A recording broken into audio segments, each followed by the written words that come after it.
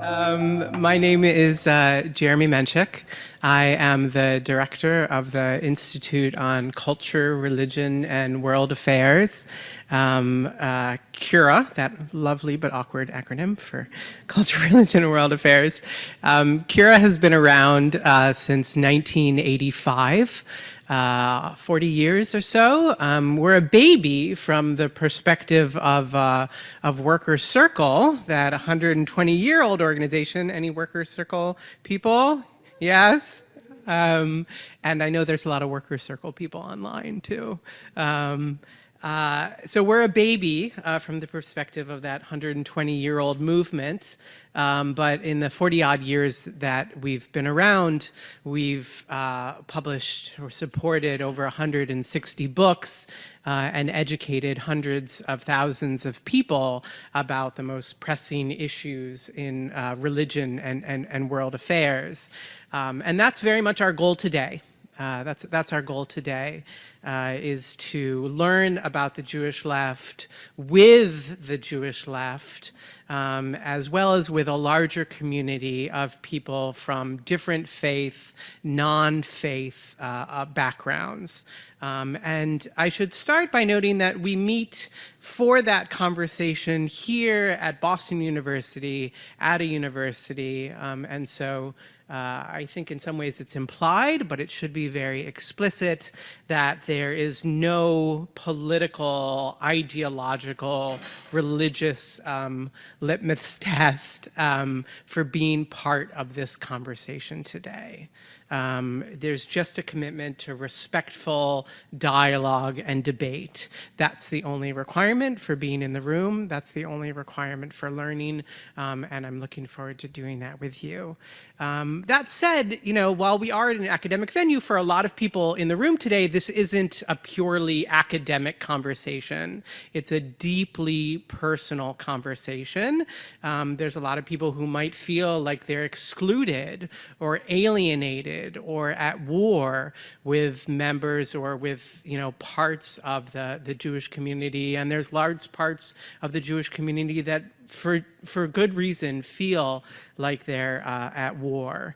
And so this is a space where, regardless of how you're feeling, you're welcome. We're glad you're here. It's important that you're here. I'm glad you're here, and Jennifer is glad you're here. And let's also center that this event is only possible because of the hard work of a lot of people, but particularly Jennifer Hunter, the Assistant Director of CURA. Jennifer was the one who said, oh my gosh, we ran out of capacity at 85 people. We can't accommodate anybody else. Maybe we can find a space. And she found us that most quintessential of Jewish spaces, a hockey arena. I am hoping that padding and helmets will not be necessary, but they are available elsewhere in the building.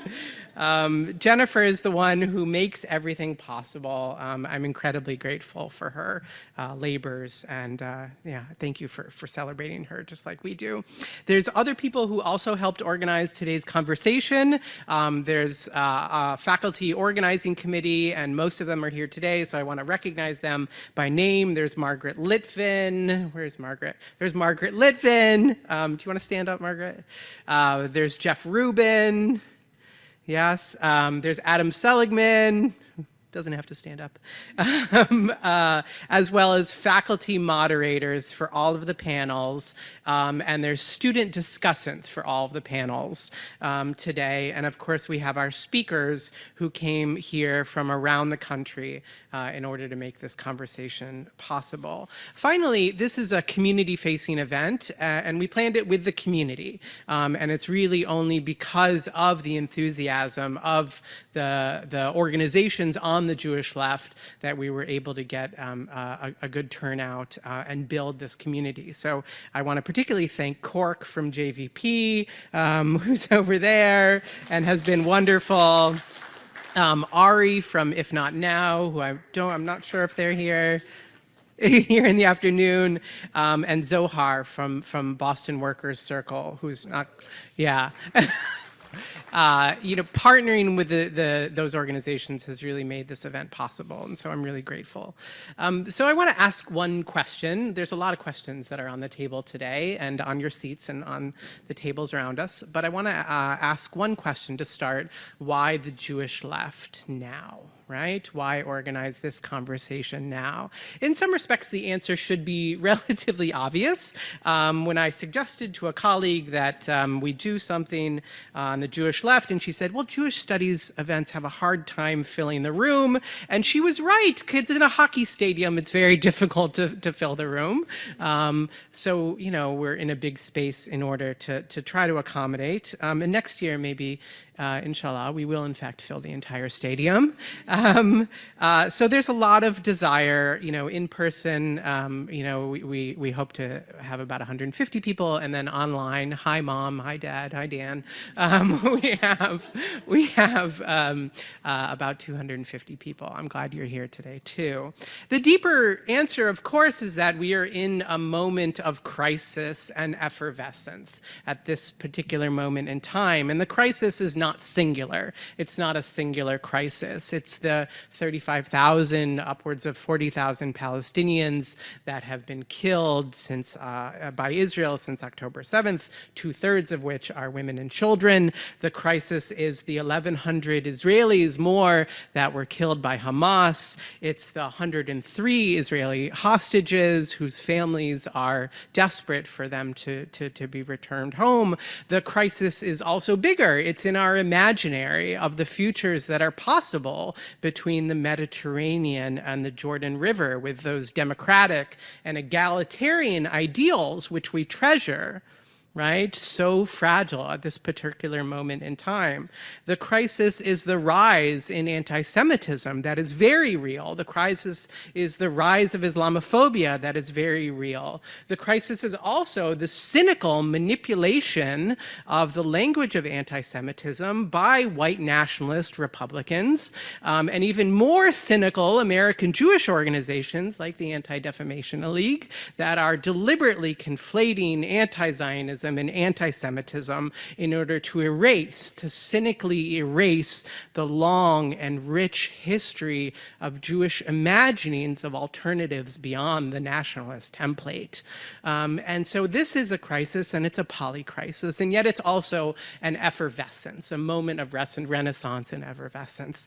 Students at Columbia, and I have to sort of go and check the New York Times all the time, 40 different countries around the country organizing, demonstrating for Palestinian liberation in a way that we have not seen for decades, if not for longer, right? In American history, we haven't seen such deep support by the next generation of leaders of support for the rights of Palestinians, that the emancipation of Palestinians is unimaginable in those liberatory spaces means that this may truly be, we don't know, but it may truly be a transformational moment like 1968, like Shaul will be talking about in his introductory remarks. Likewise, the massive influx of members to organizations like If Not Now and Jewish Voice for Peace and Workers' Circle and other organizations who are willing to organize and to love,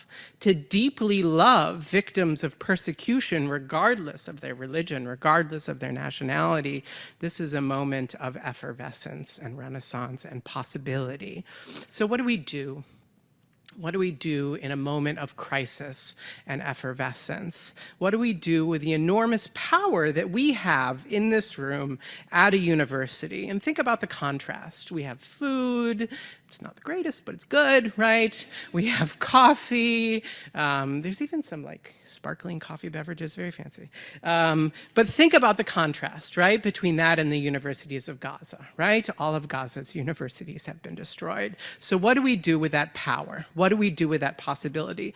This time of year, in the Jewish tradition, we ask questions, right? It's very comfortable. So there's 4 questions that I want to put on the table today and are literally on the table in front of many of you, as well as on the chairs. So there's 4 questions that I want to put on the table today. First, what are the most urgent priorities for the Jewish left today. Second, where are the possibilities for coalition building, for institution building in this moment of crisis and renaissance?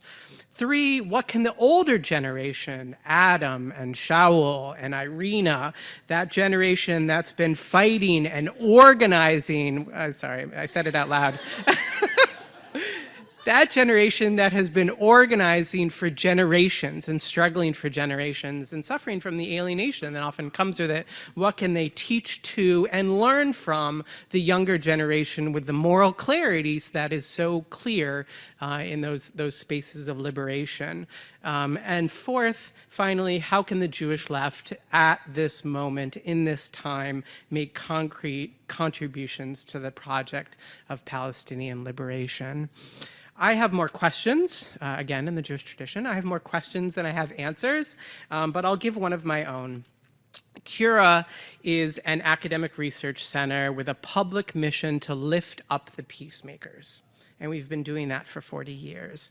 I would like this community of peacemakers to grow, not just in numbers, but in terms of becoming more intersectional, in terms of becoming more powerful, and in growing our conception of who our community is and liberation. So if you have ideas for how to build that world with me, right? How we can build that world together, please come chat with me. I'll be here, of course, all day. I'll be mingling. I'll try to meet with all of you. The introvert in me is really going to have a hard time by about 2 o'clock, but I'll be doing my best. And so I'm really grateful for all of you for being in the space, for doing that work together today. And with that, I'm going to give the floor to our keynote speaker, Shaul Magid. And thank you all for coming. Thank you, Jennifer and Jeremy, for organizing this, for all you people who are out there in video land and people that have come to be you.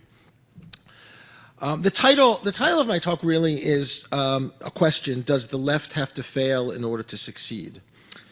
And I began thinking about this talk weeks before the pro-Palestinian solidarity movement entered a new phase of mass protests on college campuses, putting the left and also the Jewish left in the national spotlight and presenting both with a series of new challenges. It's hard to reflect today about the Jewish left without taking this moment into consideration, but it's also, in my view, impossible to respond only to this moment, as this is but another iteration of a much broader challenge of the Jewish left in its continued project negotiating alliances, allegiances, and positions of solidarity. Given that, I'd like to reflect backward more than a century to offer some words of context, that wily word that will not and cannot go away, and a series of observations and suggestions for the next phase of the Jewish left in America. I begin with 3 autobiographical remarks, if only to position my own, to expose my own positionality as part of my perspective. First, I grew up in the 1960s and the 1970s, old enough to be an anti-Vietnam War aspirant, but a bit too young to be drafted. It was like I was brought into political consciousness at a time when I didn't have to pay a price. We all wore MIA bracelets, but none of us knew MIAs. I recall being in junior high school and having to get a note from my mother to excuse me from class to attend a few anti-Vietnam War rallies at the local high school. Brown bag lunch in hand, I walked the 2 miles to a park where hippie anti-war demonstrators in bell-bottom jeans and colored beads faced off, sometimes violently, against fraternity brothers carrying American flags and chanting "America right or wrong," or sometimes "kill the commies." This coincided with the years following the assassination of Martin Luther King in 1968, where every year the black students in my school rioted, beating up white students and sometimes teachers, forcing the school to cancel classes. I thought about this when I saw videos and personally experiencing the Liberation Zone at Columbia and at Harvard, where students alternately chanted pro-Palestinian or anti-Israel chants while they sat on the lawn with their laptops doing their homework or studying for finals. Yes, I suppose some of the chants were threatening, some anti-Semitic, but none resulted in the violence I experienced as an aspiring radical in high school on the anniversary of Martin Luther King's death. The second autobiographical note is that I grew up in the worker circle, which was then called the workman's circle. attending Camp Kindering from 1966 to 1974 through the Six-Day War and the Yom Kippur War. And during those summers, I cannot recall any discussions about Israel. Never saw an Israeli flag, never learned Hatikva. We learned Yiddish and not Hebrew. Our socialist camp was across the lake from the Jewish communist camp called Kinderland, and we hated them with a passion, although we had no idea any difference between socialism and communism. We were mostly suburban kids whose families had ties to the workers' circle from our immigrant grandparents, and we made fun of the old Yiddishists who sat on the lawn chairs arguing about the Fourth International and Trotsky while eating salt-free lunches. I note this because I mostly circumvented the Zionization of American Jewry that so many others had to grapple with in the coming decades. I would not have called myself a Zionist then, simply because I didn't think any of us knew what the word meant. We knew there was a state of Israel. We carried around those JNF boxes on Halloween to plant a tree in Israel. But all we really knew about Israel was that it was a place that apparently had no trees. I note this because some years ago, a friend of mine, responding to a comment I made about growing up in the workman's circle, the workers' circle, said, "Oh, now I know why being on the left and critical of Zionism today is so easy for you. Unlike most of us, he went to Habonim Dror summer camp. You did not have to unlearn anything. You don't carry any baggage that we all struggle with." And in respect, he was actually right. Of course, today Camp Kindering has succumbed to the Zionization project, and the last time I visited a few years ago, Israeli flags were ubiquitous. And that is part of the story I want to tell, and also to suggest that I think maybe we're turning another corner as we make our way deeper into the 21st century. The third autobiographical note is that I didn't enter Jewish life because of Zionism or any form of tribal affiliation, peoplehood, or otherwise. I entered pretty quickly into the Haredi ultra-Orthodox world because I was not looking for identity. I was looking for an alternative spiritual life. I was looking for alterity, as Levinas might say. It was not political. I did absorb a kind of political ethos from the margins, one that saw Zionism as sacrilege, as a kind of anti-messianic distraction. But at that time, I was looking for something else, and I largely viewed it all as a curiosity. I was trying to live in a different myth. I subsequently left the world of academia with various stops along the way. Left the world for academia with various stops along the way. Academia, of course, is its own myth, yet it does offer some analytical tools to articulate a vision of the past and the present, which may contribute to possibilities for the future. In short, I make no pretense of objectivity, only the confessional realization that I can only think about these things from where I am. And where I am is where I came from and the earlier choices I made. So these three moments of a somewhat anomalous American Jewish upbringing, becoming politically radicalized in the early 1970s and then spiritually radicalized in the late 70s and 80s, gives me a somewhat idiosyncratic lens as I matured and moved more decidedly into the 21st century. And today, perhaps ironically, I find myself back with the workers' circle where, in effect, I began. To the topic at hand. Part of what I'm seeing today is that the Jewish left, if such a coherent entity exists, may be finding a new spirit, a new layer, in the form of what is now increasingly unabashedly being called anti-Zionism. Last month, I was in Los Angeles and was invited to a newly formed progressive anti-Zionist Kabbalat Shabbat minyan, a description that likely would not have existed even a year ago. This new anti-Zionism, if I may borrow a phrase, was in part born from this war.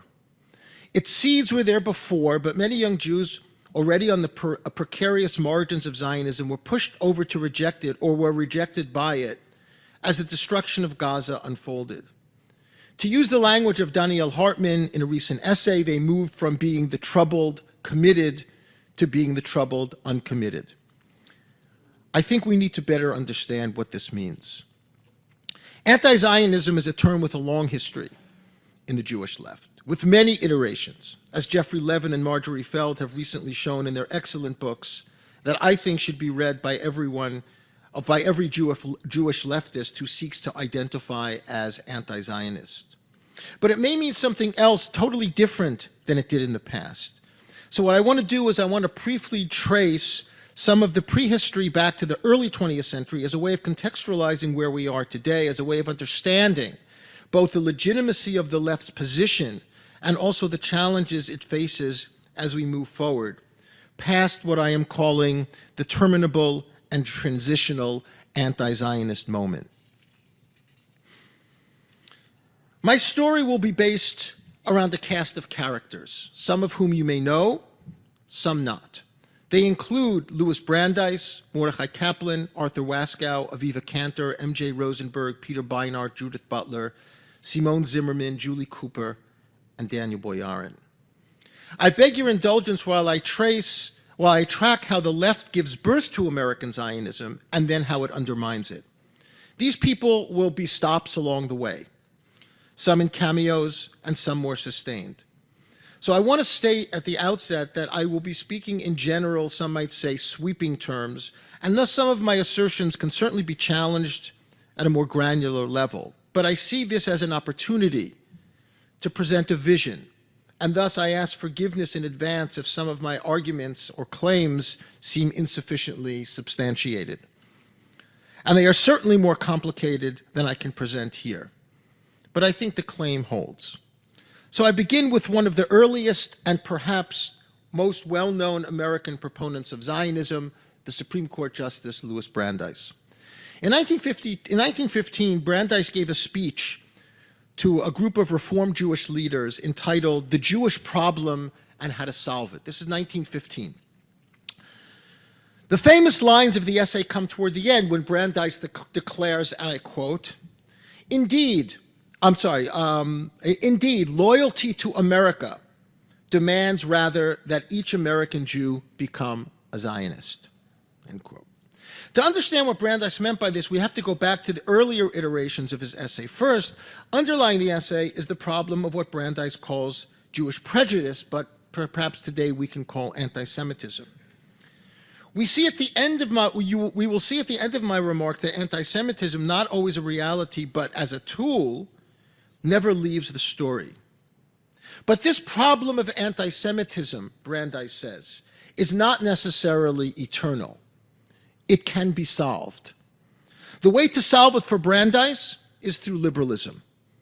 The liberalism of the equality of groups, sometimes called pluralistic liberalism. For Brandeis, the question was really about success and the equality of the Jews in America opposed to the equality of the individual Jew, which he felt was assured through the Constitution.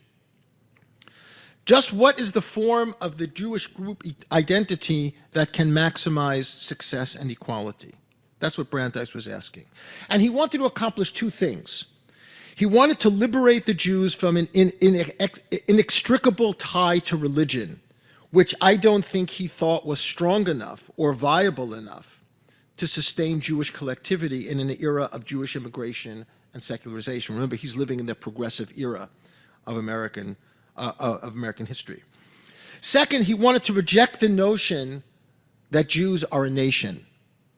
Nations are artificial entities with humanly constructed borders and forms of government. They are good for humanity, he maintained, but only when they embody and represent equally the various nationalities that reside in them.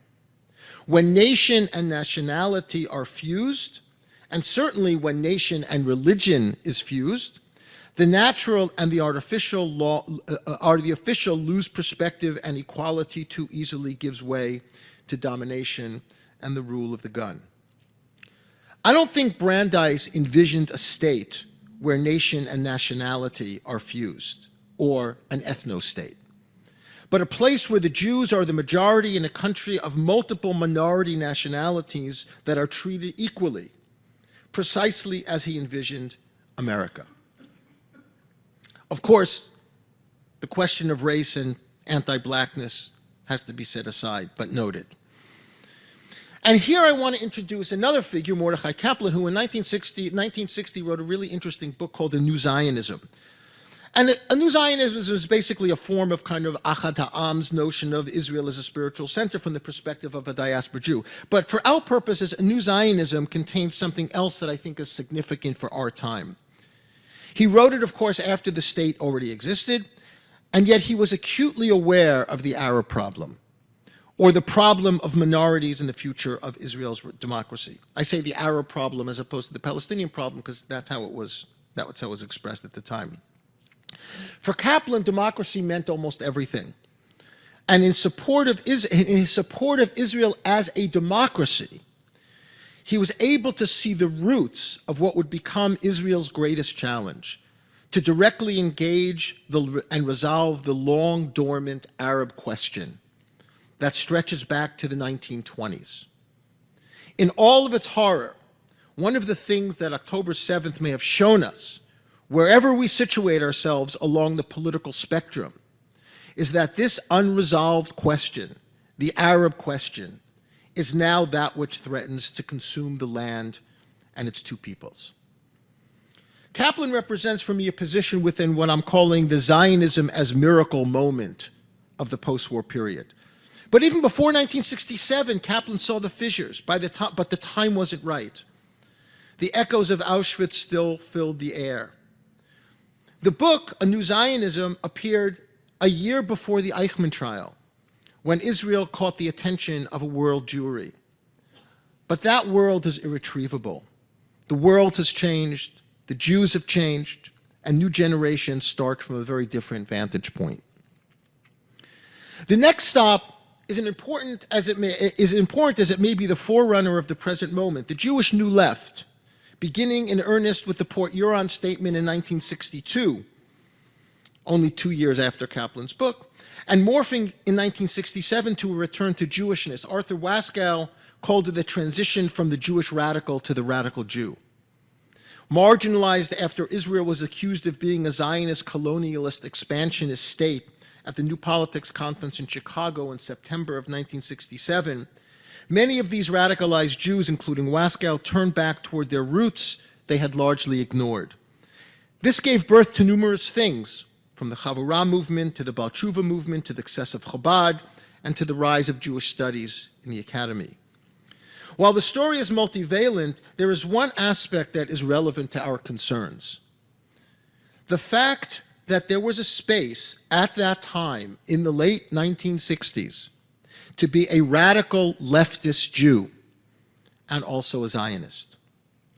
Groups like the Radical Zionist Alliance and the Jewish Liberation Journal were initiated by Jews from the New Left who still radicalized, articulating a Zionism that was about pride, but also about the socialist nature of the new Jewish state. There was a self-consciousness about this. For example, in a 1973 essay by J.J. Goldberg, who many of you know became a very well-known journalist for The Forward, in 1973 he published an article that one could not even think about today. The title of the article is Zionism Compatible with Radicalism? The still agrarian nature of Israel fit the naturalism of the New Left and its aftermath. Going to work on a kibbutz was considered a radical political act in those days. One can see romanticized and orientalized depictions of Judaism in the Jewish catalogs, published in 3 volumes from 1972 to 1976.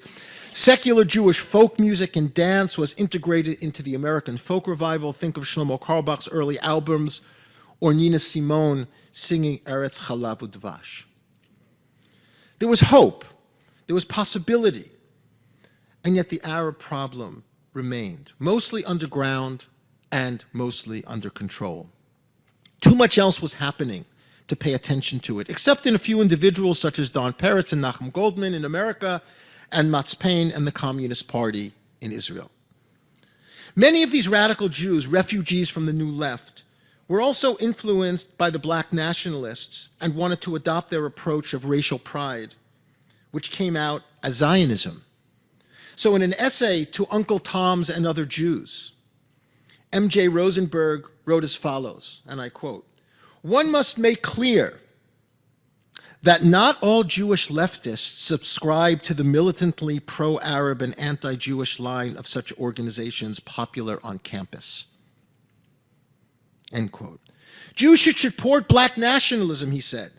The Jew can be an ally of the black liberation movement and should be, but he must find himself. He must realize his own struggle for liberation. Doesn't this sound a bit like Meir Kahane? Indeed it does. And in those days there were moments when the radical left and the radical right almost merged. For example, in the Soviet Jewry movement. Except that the radical left never lost its universalist sentiment and wanted to see the Jews as a part of a global spiritual revolution. Kahane took much from black nationalists, but then he excluded them. And this may be because the radical leftists were committed to a global universal project and they never abandoned that, while Kahane and others came from a place within post-Holocaust orthodoxy that had no real interest in universalism and contained an innate suspicion of the Gentile more generally.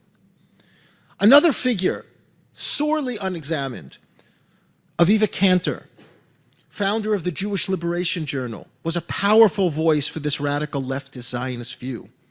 As a leftist, she argued that America's anti-Semitism is endemic and unresolvable, and the only real alternative is Aliyah. So reading from an essay of Cantor, she writes, in the case of the Jewish people, and this is from the early 70s, in the case of the Jewish people, our oppression is inseparable from our existence in galut, in exile. The specific liberation of the Jewish people, therefore, requires a specific revolutionary solution of liberation from the exile, an aliyah to our homeland, Israel, end quote. These are the words of a radical leftist Jew, a feminist, second-wave feminist, and a Zionist. How did that work and why could it not survive? In part, it's because, I think, Israel represented a reality, imagined or not, of a leftist dream, a socialist world of collective existence that would be the model for the rest of the world. Israel was still a bit revolutionary in the imagination of people like Rosenberg and Cantor. Another good exemplar is that of Arthur Waskow, who in his 1971 book, The Bush is Burning, describes his first trips to Israel. He writes about Zionism as a revolutionary leftist, but for whom Israel still held the promise of something new, something radical. But this ambivalence shows through, and thus he represents more the direction of the Jewish left today as opposed to Rosenberg or Cantor. I don't think that the radical Zionist left could survive as the occupation became more of a reality. The incongruity was too acute. Some turned to pro-settlement position and became Balei Tshuva, newly religious, and thus departed from the left. Others, like Waskow, lived in deep ambivalence and continued hope, but it was never a liberal Zionism, always a radical one. He was honest enough about the challenges, but he could not cut ties, at least in that period of his life. He became the critical Jewish Zionist left that included Breira, of which Waskow was a member, but the critical Jewish left could not survive the mainstream Zionization of American Jewry in the 1970s. It is in this space, after all, or soon after, that liberal Zionism enters in the 1980s. Of course, its history predates that, but the 1980s was the liberal Zionist moment. There was a settler movement to tacitly oppose, but never support acting against, coupled with the belief in the possibility of a truly liberal state, even as its socialism was disappearing and the free market neoliberal state was on the rise. Liberal Zionism settled into three major constituencies: post-New Left liberals such as Michael Walzer, some neoconservatives like Yoram and David Hazony, neoliberals, and a narrow slice of modern orthodoxy, for example, David Hartman and Yitz Greenberg. Zionism could be justified in all three of these groups, but differently.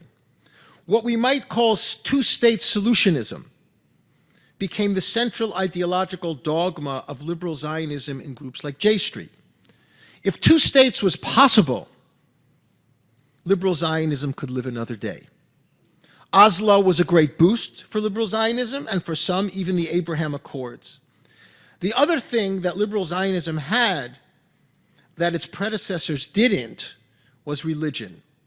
Orthodox Zionism had a place in the liberal Zionism of the period and exerted a fair amount of influence in people like Hartman and Greenberg. But that's the 1980s. That's 40 years ago. Over the course of 40 years, liberal Zionism didn't really change that much, but the country it was supporting changed considerably. This led to an internal crisis, and thus liberal Zionism has become increasingly dissonant, even defensive. Critics claim it is living in the past, holding on to a vision that no longer cohered with the reality on the ground, and here I tend to agree. There is certainly enough for it to survive, but it arguably has no strong case to offer the next generation other than there is no better solution. It had to radically redefine liberalism in order to couple it with Zionism. But the next generation sees a different country than their liberal parents, and a different understanding of what any solution can be. Liberal Zionism increasingly no longer makes sense. This brings us almost to the present moment. There is one more shift until we reach a full-blown Jewish left anti-Zionism. I refer to the unraveling of the Zionization project in young Jews like Simone Zimmerman and older Jews such as Peter Beinart. He's not that old, but older. For many American Jews, Zionism was embedded as a centerpiece of their Jewish education. But over the past few decades, some have expressed disillusionment over the perceived incongruity of their education and their realities on the ground. Amidst all the talk of decolonization, there is also a process of de-Zionization that has taken various forms. From the move to support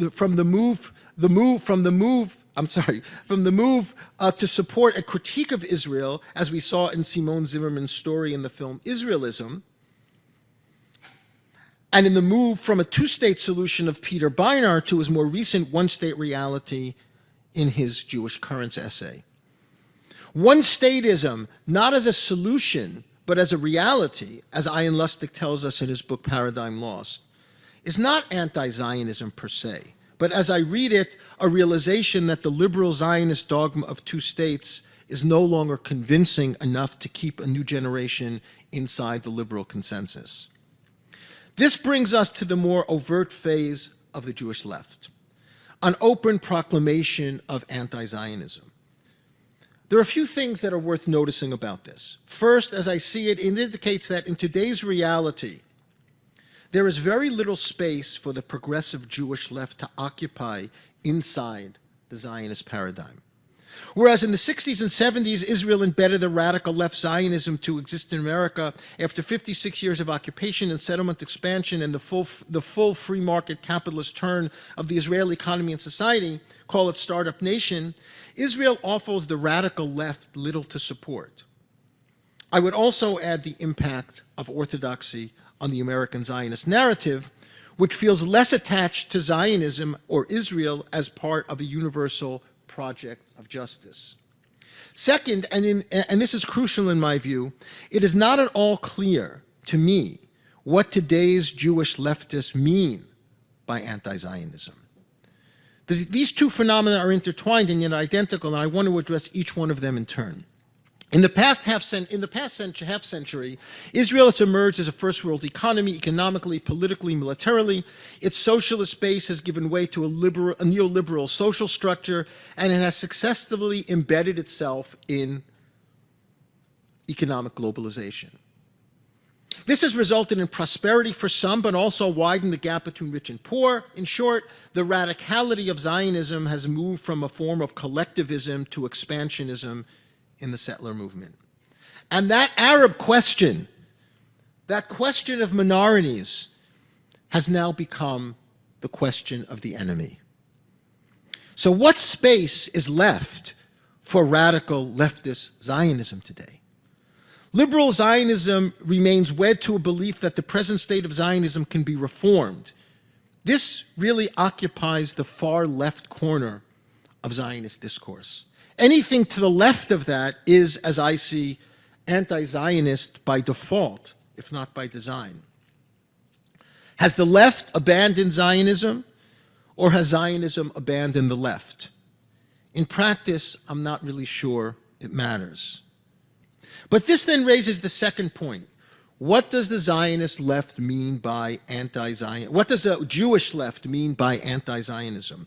It's certainly not the theological anti-Zionism of the ultra-Orthodox, which is not founded on justice, but on the heresy of Jewish sovereignty before the end time.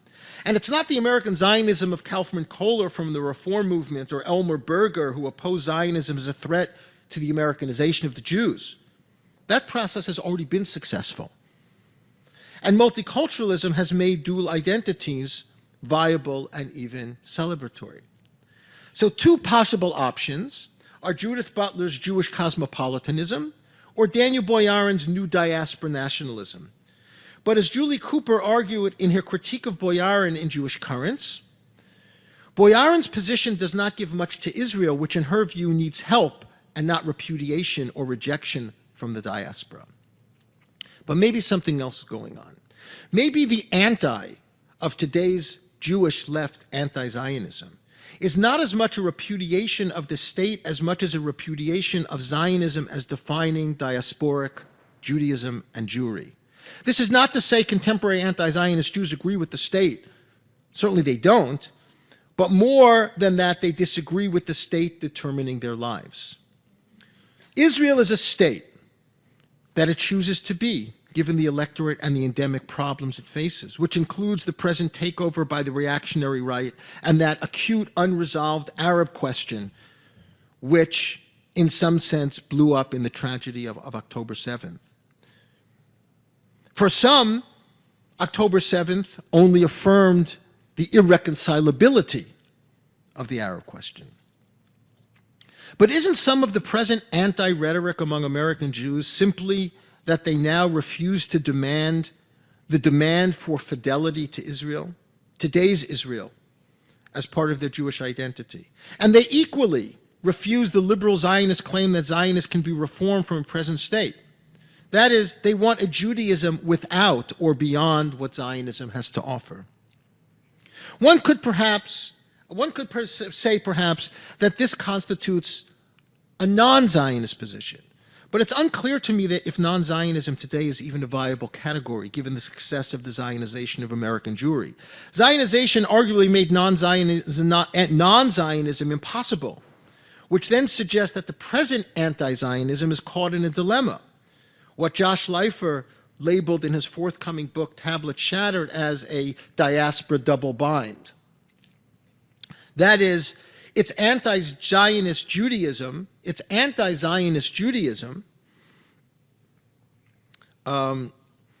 arguably focused on Israel as much as the Zionist position is, except in the inverse. Put otherwise, anti-Zionism is still caught in the Zionist orbit. It's still a product of Zionization, even in its calling for its dismantling. This is both reasonable and legitimate, but it can only be temporary. Oppositional politics has a fairly short shelf life. Its success will be its ability to transition into something else. And here I move from the analytical to the constructive. Where can the Jewish left go? One of the more significant differences between the Jewish left today and the Jewish left of the new left is religion. Not religion in any normative sense, but religion in the post-spiritual but not religious era, where spirituality broke from religion. Arguably today, spirituality is no longer rejecting religion, that it is no longer anti-religion, but it's reviving or reconstructing religion in its own image. In a Jewish register, it is reconceptualizing a diasporic Jewish identity that I would call constructive heresy. The conscious adaptation and creative revision of ritual and practice in the cause of justice, solidarity, and universal suffering, by making the universal the centerpiece of the particular expression of a religio-ritual performance. By religio culture in the broadest sense, perhaps Moshe Katz on the editorial staff of the communist Yiddish Morning Freiheit put it best when he said, religion is the sum total of spiritual values such as speech, literature, art, scholarship, religion, customs, ways of life that the Jewish masses create in the course of their lives. This is all possible in large part because multiculturalism, but it can also survive the end of multiculturalism if we think creatively. American Jews are beyond the project of Americanization, and for growing numbers beyond the project of Zionization. The project of Jewish literacy this past half-century has succeeded in America enough to have equipped many young progressive and radical Jews to take charge of their religious, spiritual, cultural lives beyond the denominational framework in which they were raised. Now, perhaps, begins the hard work of separating from Zionism, which is also separating from anti-Zionism. In his 2021 book, The Israeli Century, Yossi Shane argues that American Jewry has passed its expiration date, in part because it cannot free itself from Zionism. It is losing any sense of an independent self. This is precisely, to my mind, the challenge of the Jewish left. It may require a recognition that the Israeli state is what it is and will be what its electorate decides it will be, and that we have to fight against those decisions. But the call for dismantling the state, I don't think, is the best use of our resources. In a sense, perhaps the very survival of American Jewry as anything more than a shadow of Israel is to move beyond Zionism, which is also moving beyond anti-Zionism. In 1915, Brandeis declared that for Jews to be American, they needed to be Zionists. Perhaps today, to revive American Jewry and Judaism, we need to think beyond it. Perhaps liberal Zionism will one day recognize that Zionism as an ethno-national project cannot be reformed to their standards. Perhaps not. And those Jews who remain committed to the notion that Israel must be the centerpiece of diaspora Jewish identity, even with an illiberal state, will continue to do so. But I think we, the left, have or should have another agenda. What happens when the Jewish left liberates itself from Israel as the center of its identity? Perhaps now Jews on the left can begin to refocus away from a critique of a state that once determined their Jewishness to a diasporic project of reviving a Jewish culture that includes a non-normative religiosity that fully embraces progressivism and its aspirations for universal equality and justice. And that includes Israel-Palestine. Today's left no longer needs the full separation from religion its predecessors did, because the New Age and the spiritual but not religious movements of the 70s and 80s already did much of that work. Perhaps religion in some form can return because it has already been severed from its normative and denominational roots. We can see that in the multi-ethnic and multi-religious Passover Seders at the university protests. For this, many of us are indebted to the work of Arthur Waskow and Zalman Schachter Shalomi and their many disciples. Waskow's Freedom Seder in a Washington church in April 1968, commemorating the first anniversary of Martin Luther King's assassination, became a template for newly radicalized Jewish Passover Seders among students in encampments half a century later. In some way, though, Julie Cooper's critique of Boyarin still resonates when she says, "But then you have abandoned us," she opines in her reading of Boyarin's No State Solution. By that she means that we, the Jewish left in America, and she considers herself part of the left, will have abandoned the remnant of the Jewish left in Israel that still believes the Zionist project can yield a progressive humanistic result.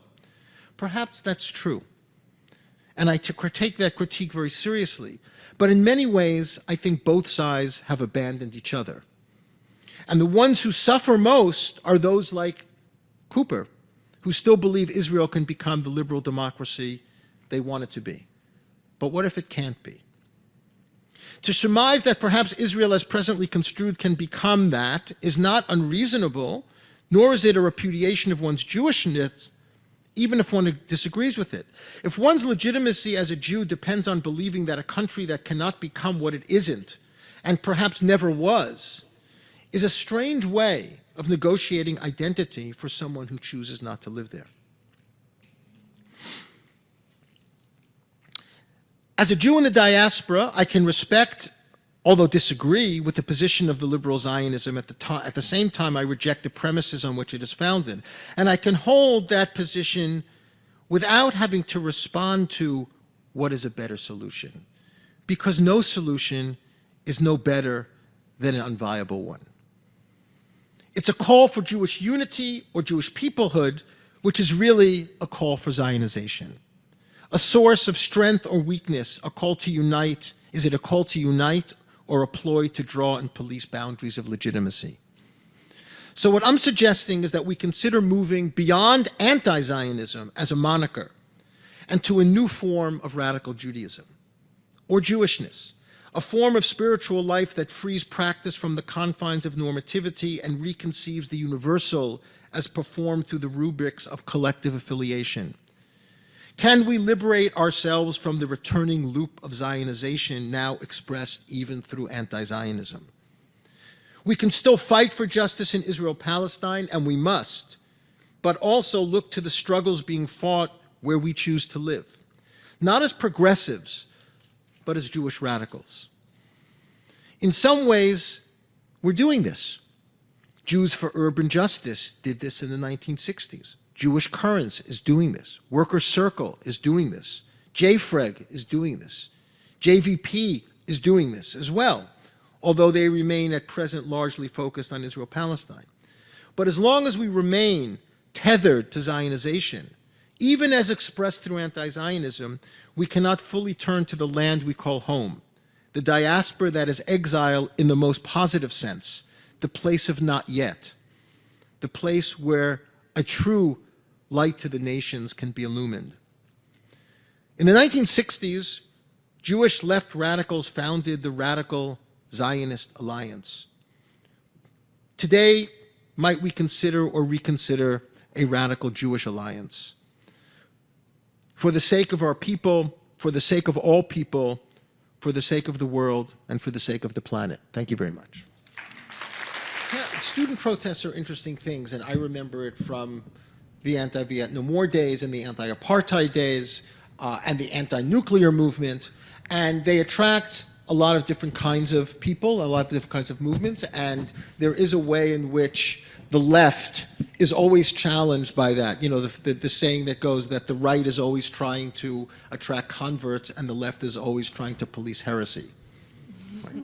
And that's always the case of the left, to try to be able to put all that together. But I do want to say one thing. A lot of people that were critical of the protests often use this term, not to let the perfect be the enemy of the good, right? Not to let ideological purity get in the way of achieving certain kinds of goals that we all might share. And my response to that is, while I understand that, one can also say not to let the bad be the enemy of the just. And just because there may be elements within that protest movement that cross over into anti-Semitism, and I don't deny that. I mean, I think chanting, "We are all Hamas," I think crosses over into anti-Semitism and chants like that. And it's very easy then for the Jewish community to discount the protests because of those chants. But that is allowing the bad to be the enemy of the just, because the cause of those protests are just. Right? The cause of putting the Palestinian question, let's call it the old Arab question that was never resolved, onto the national, international, given the nature of the protests that are now happening in Europe, I think is important. And I think that one of the things that those of us that are the older generation, as I was called, will remember that we did some really, really horrible things during the anti-Vietnam War days, right? And things that a lot of us might regret. And things were a lot more violent. But it's important also to remember that we stopped the war. That we did stop the war. I mean, it took a few years, but we stopped the war. And so in a certain sense, sometimes the overextension into things that might be nefarious can also have a positive outcome. And I will say one thing. I think that one of the major accomplishments of this student protest movement, with all of the difficulties, with the violence at UCLA and in other places, with the anti-Semitic chants, I think that the lasting impact of this movement will be that the Palestinian issue will remain as an international issue. And this is something that a lot of us, and I see Atalia here who spent her life doing this, a lot of us that have been frustrated that somehow the question of the fate of the Palestinian within the Israeli context never was really able to get traction outside of those of us in these Jewish leftist circles that cared about it. I think that the Palestinian issue is now a permanent part of, let me just use the language of the West, but the Western conversation in Europe and the United States. And that's not going to go away. The protests will end, people will go home for the summer, and it's not going to necessarily continue in the same way, but that question will remain. And so a lot of people will say, well, what did these protesters know about Palestine? They didn't really know anything about Palestine before. First of all, that's probably true, and we knew nothing about Southeast Asia when we knew nothing about South Africa. We didn't know the complex history of the Afrikaner population, and yet my response to that is always, you don't have to be an expert to know that 17,000 dead children is terribly wrong. You don't need to be an historically, educated to know that something like that is worth protesting. And so what's going to happen, I think, as a result of this protest, and I think this is good, is that people, students, and even non-students will start to learn about the Palestinian narrative, about the problems, about that Arab question. That, the Arab question was something that was created by the Zionists in the 1920s. They understood there was a problem of creating a Jewish homeland, creating a Jewish state with this large Palestinian population. They didn't refer to them as Palestinians at the point. And what happened is that there was a lot of really interesting debates in the teens and the 20s and even in the early 30s about the Arab question. Like, what are we going to do about that? And then what happened is Hitler came to power, and all of those questions were pushed to the side, and Zionism became an exercise of emergency and not necessarily a more complicated story about how we're going to do that. And that Arab question never really came back. It came back during Oslo, it came back during certain periods, but it never really came back. And that's why I think, and I know I say this with trepidation, basically, October 7th was the unresolved Arab question blowing up in our faces. And hopefully, Israelis and Jews worldwide will recognize that and realize that that question is still a question. Right. The thing that you said at the end was actually the point, because it's always been the case, historically, that Zionism and anti-Semitism had a very complicated, almost codependent relationship. Back to Herzl, right? Herzl goes to I'll just use the term anti-Semitic leaders of Europe and say, I have a solution to your problem. You want to get rid of the Jews? I'll take the Jews off your hands. So there was a kind of a win-win, right? And Balfour, Lord Balfour was not a lover of the Jews. He saw Israel as a problem. He saw the possibility of a Jewish state as a solution to the Jewish question, because that was always what Zionism was. It was one of the solutions to the Jewish question. So to answer your question, I think that it's true that it's a category error where the difference between the Jew and Israel among certain corners of, let's call it the anti-Semitic left, have erased. But in some ways, Zionism erases that too. The 2018 nation-state law, which is a law that was passed in the Israeli parliament, says that the state of Israel is the nation-state of the Jewish people. Not only the Jewish people that live there, but the Jewish people. So in a sense, the nation-state law is making the Jew who lives in Boston part of the state of Israel. And so when some anti-Semitic protester says to a Jew who lives in Boston, well, you're responsible,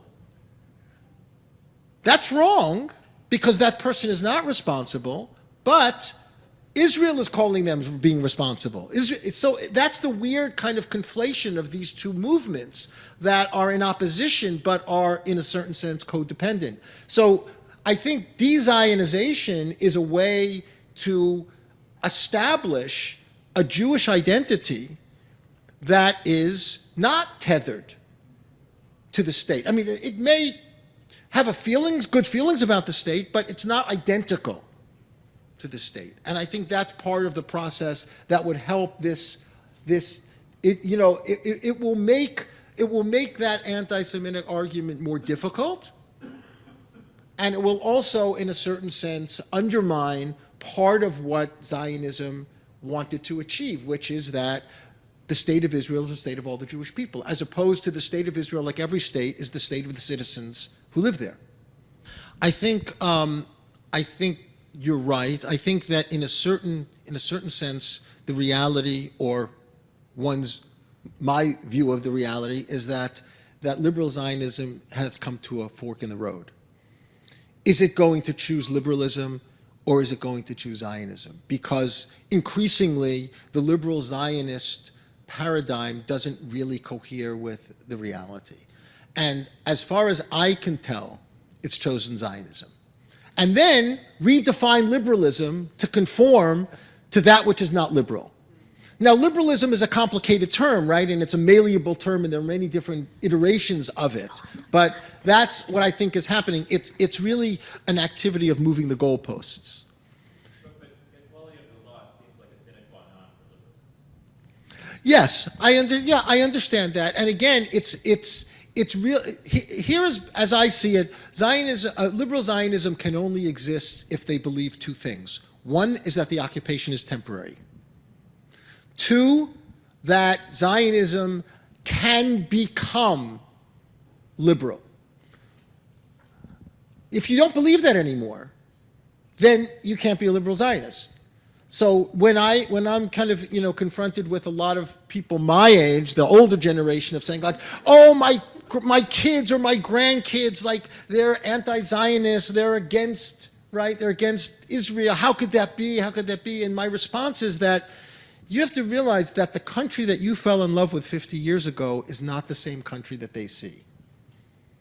And you can't expect them to fall in love with something that you fell in love with. So what they see and what you see are different, because you're seeing today's reality through the lens of your love affair when you were 20 years old in 1970 or in 1965 or whatever it was. What they're seeing is basically the utter destruction of Gaza, right? The socio-side of Gaza.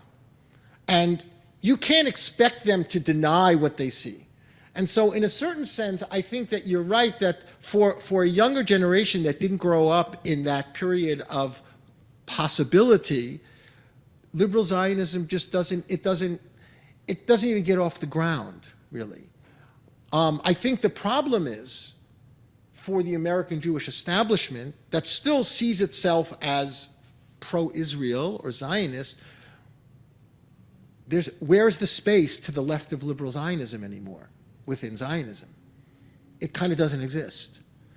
Now, it exists in Israel, but it's always been the case that liberal Zionism is an American phenomenon. The left in Israel is far to the left of liberal Zionism, and it always has been. Not only from Matzpen in the 70s, but from the work that a lot of people in Israel are doing now, Michael Sfarad, and all of these organizations are far to the left and far more critical of Israel than liberal Zionism allows itself to be. So let's just say that liberal Zionism is the child of Louis Brandeis from 1915. And then the question is, that was very nice in 1915, but we're in 2024. Thank you. Thank you so much, Orly and Jacob. I'm delighted to be here. I'm so honored to be part of this lineup in particular. This is a beautiful day, and I really appreciate everyone showing up. I wonder if you'll bear with me to begin with the Shehechianu. It's really my favorite bracha. It's basically, in case you're not familiar, it's just an opportunity to bless the fact that there were a lot of opportunities for us to not have made it here, and yet here we are, and that's cool. So if you know it, if you join me, bracha at shechina eloteinu ruach haolam shehechianu v'kiyamanu v'hegianu lazman hazeh. And the way that I translate that for anyone who doesn't know the Hebrew is a conscious and loving and incredibly unlikely and wildly beautiful universe full of conscious and loving and incredibly unlikely and wildly beautiful beings are you, Shekhinah, goddess of the uncountable tiny coincidences and near misses and impossible connections and ancestral serendipities that have made it possible for each of us to be in this place doing what we are doing. It is unlikely to the point of being frankly bananas that we are alive and in this room together in this gorgeous moment, and yet here we the fuck are. That rules. Amen. Amen. So I want to start off by telling you a story that I was taught as a child. The story was that we, Jews, we used to have a home. We were kicked out of our home, and people have been trying to kill us ever since, and we just need to go back to our home, and then we'll be together, and we'll be safe, and everything will be all right. I was also taught other stories when I was a child. I was taught that the pilgrims came to America looking for freedom and were welcomed by the indigenous people that lived here, and that we celebrate that welcome every year on Thanksgiving. And I was taught that there used to be racism against black people, but then the civil rights movement fixed that problem. And I was taught that the police are there to protect good people from bad people, and that sometimes bad people have to be locked up in prison for everyone else's safety, and that that's how we have a good society, by removing the bad people and putting them in cages to punish them. And as you grow up, you start to learn, right, that these stories are simpler than the truth, and that why they're being taught to you when you're young is to make you think about things like safety and justice and punishment in the ways that will make you participate correctly in society. And you start to try to learn about these things in a more complicated way. And one of the things that I started to learn about in a more complicated way was borders. The borders around states, the borders around races and genders, the borders around peoples of all kinds. Now, all of the stories that I was taught about borders were meant to teach me that the people on this side of the border are good and the people on that side of the border are bad, right? That they aren't people in the same way that we are people, that their suffering doesn't matter in the way that our suffering matters. The people on that side of the border of the prison wall, their suffering is an acceptable collateral consequence of our need for safety. The people on that side of the border between the United States and Mexico, their suffering is an acceptable collateral consequence of our need for safety. The people on that side of the border of whiteness, their suffering is an acceptable collateral consequence of our need for safety. And I started to wonder, who benefits from our believing that? When we believe that we should be scared of the people on the other sides of the borders, that they aren't people in the same way that we're people, when we believe that we need to be loyal and obedient to the state because the state is what keeps us safe from the scary people on the other side of the borders, who benefits? Because I don't think it's us. And so this story that we have to go back to our home and be the only people inside the borders of our home because being protected by the borders of that state from the scary people on the other side of those borders, right? That's how we'll be safe. That story starts to show some cracks. And I want to invite you to join me in trying to peek into those cracks and see what might be able to bloom through them. And over the last months, I'm seeing everybody around me so afraid so deep in their ancestral trauma, so angry, so helpless, and retreating into the things that we have been taught will keep us safe.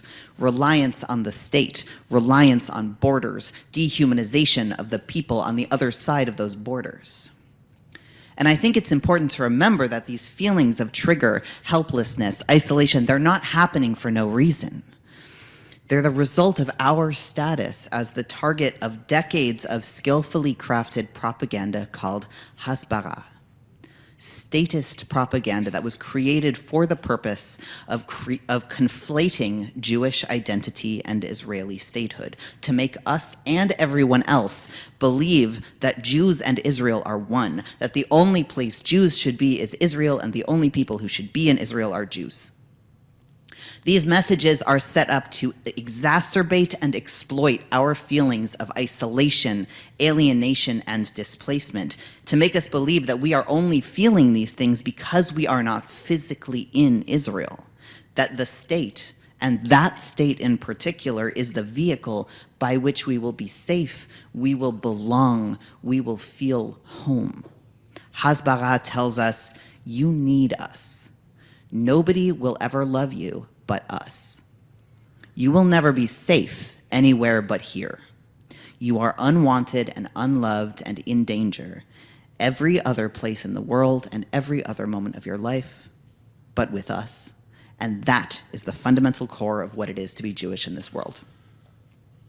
And you can see how the stories that we were told about this were entwined with this system of hasbara, and how when we are taking that courageous step, that fundamentally Jewish step, to look critically at what we've been taught, to ask why, we are given an opportunity not just to imagine another fundamental core of being Jewish in this world, but also to look at our ancient and modern sages, our ancient and modern practices, our suppressed voices, our ancestors, not just of blood and lineage, but of incorrigible, refusnik, punk-ass spirit. The queer and trans Jews, the anarchist Jews, the mystics, the witches, the ones who have existed in every generation, whose legacy has been suppressed, but has survived in our bones and blossoms through our lives. Because when we have been fed this poison for so long, been told that we are unsafe and unwanted for so long, the antidote has got to go to the root. The antidote has got to be a real, embodied, solid sense of connection with community, with identity and tradition, with place, with ancestors, with the earth, and with the divine, separate from the state, from any state. This sense of connection is the thing that we have been taught we can only access through the state. And the antidote to that is to give it to each other, to build it abundantly, to throw our hearts wide open and let community and solidarity fill the hunger that propaganda tells us can only be filled by the state. And if we don't do this, we run the risk of having a movement that is based on kludging pro-Palestinian talking points on top of that isolation and that alienation, using self-loathing as an adhesive, and I don't think that's good strategy. But all right, we're Jews, right? We're asking questions. That's our whole deal. In Isaiah, we're offered the question, She'u marom enechem uru mi bara elah. Lift up your eyes on high and see who created these.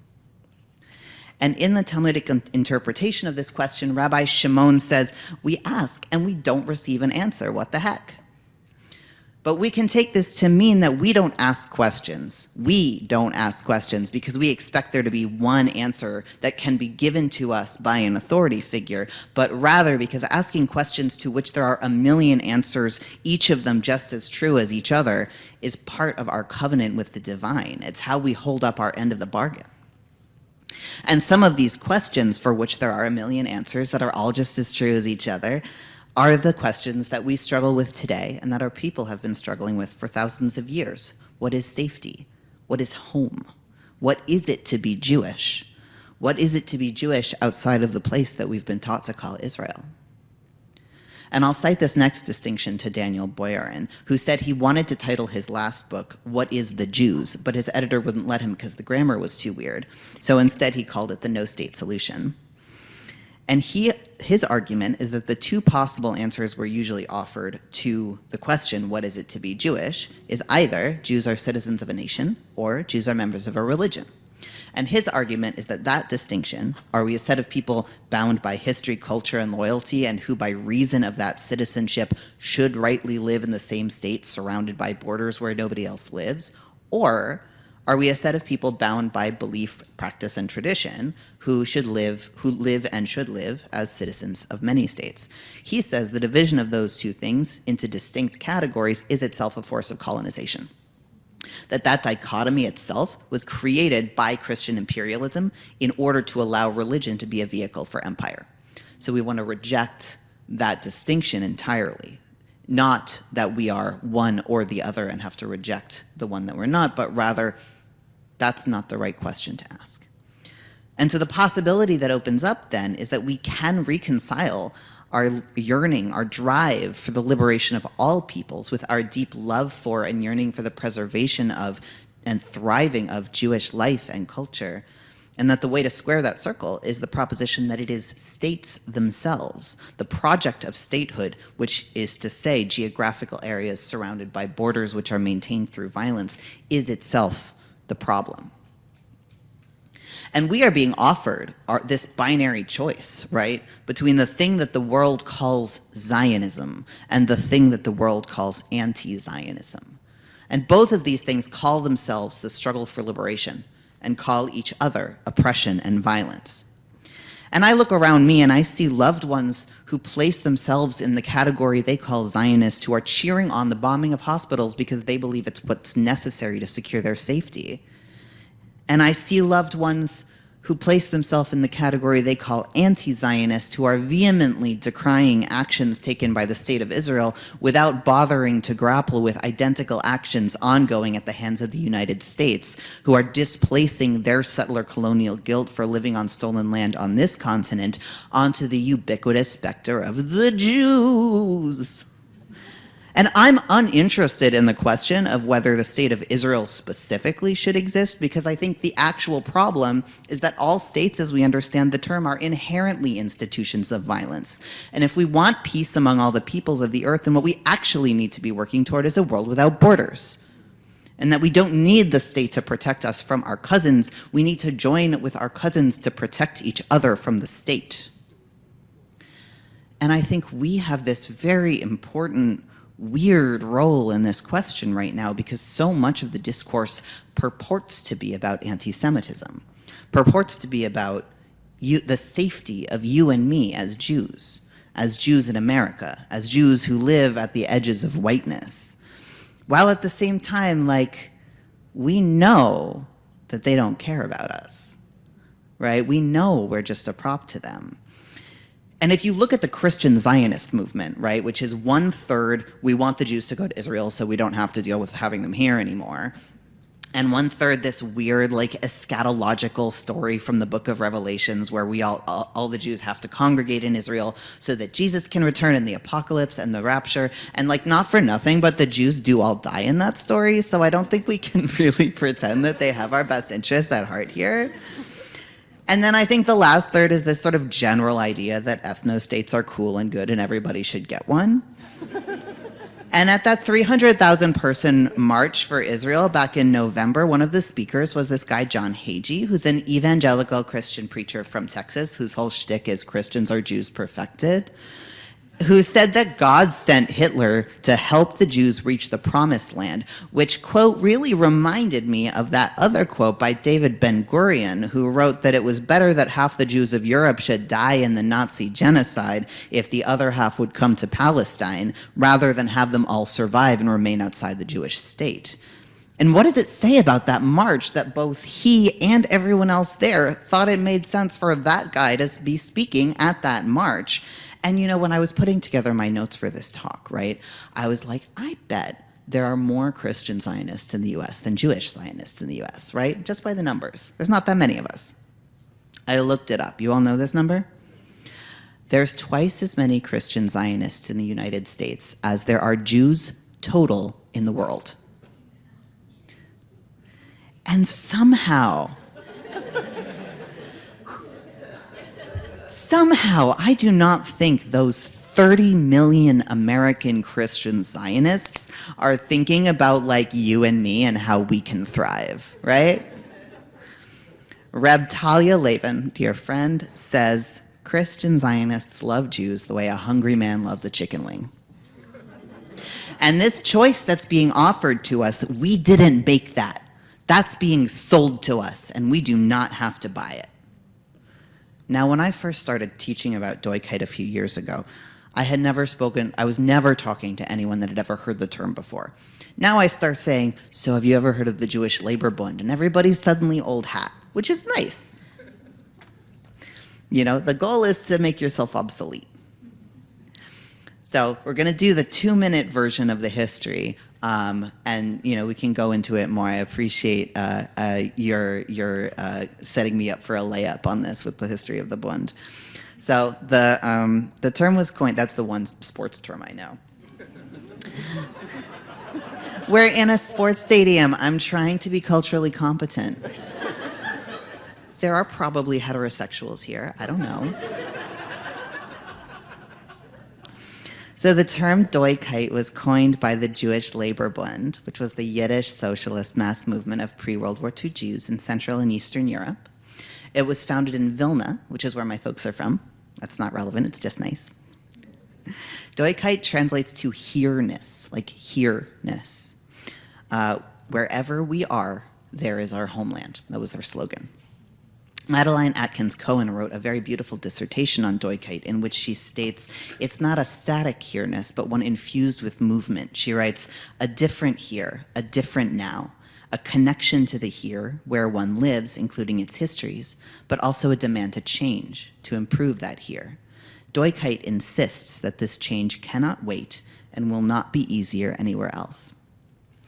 So this theory of a possibility of a non-nationalist Jewish identity and struggle for autonomy in solidarity with other workers, right, toward the proletariat revolution, this anti-state diasporism based in class solidarity, this is more than 100 years old at this point. It's as old as Zionism.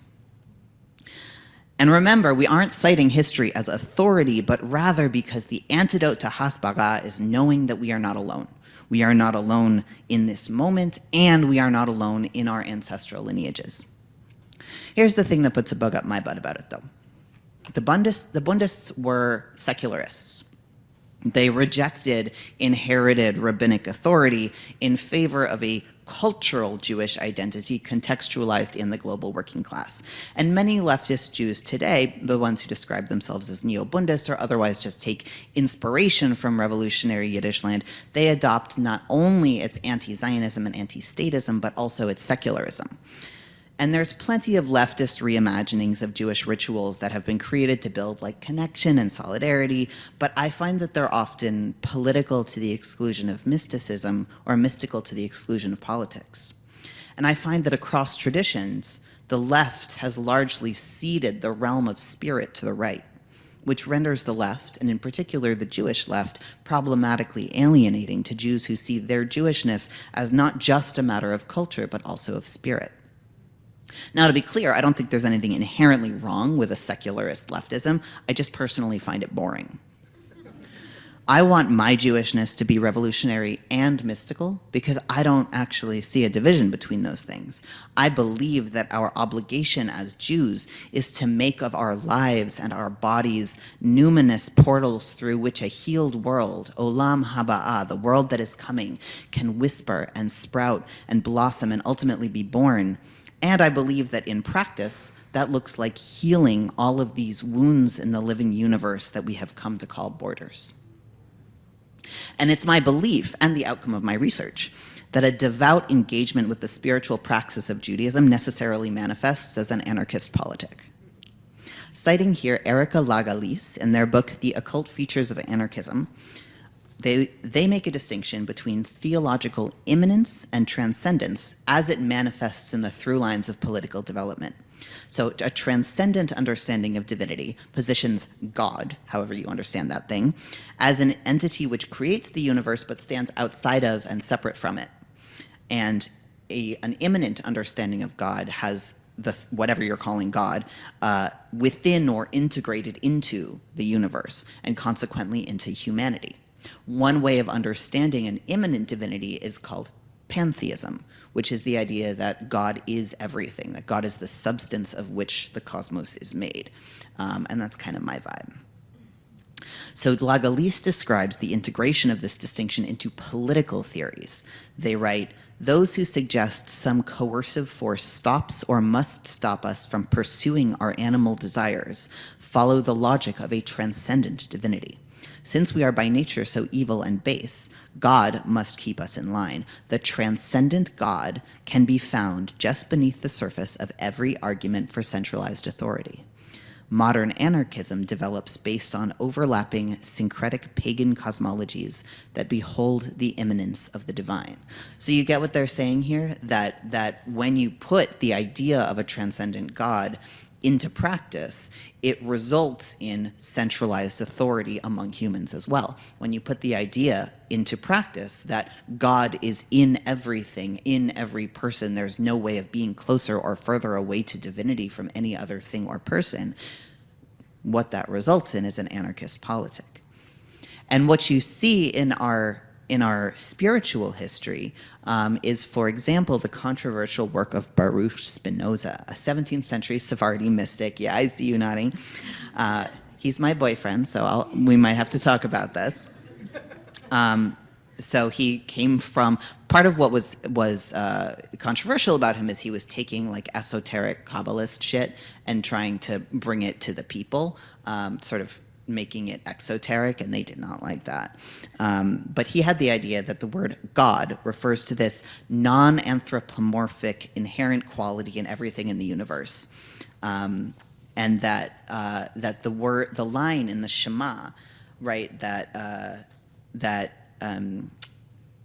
ends the Shema, God is one, he says that it's not just to mean that God is unitary, that there is only one God, but rather that only one substance can be granted in the universe, and that substance is absolutely infinite and indivisible. So the word that he and other Kabbalists use to describe this understanding of God as the substance of which the cosmos is made, one term is called Or Ein Sof, light without end. 16th century Kabbalist Moshe Cordovero also writes, do not say this is a stone and not God. God forbid. Rather, all existence is God, and the stone is a thing pervaded by divinity.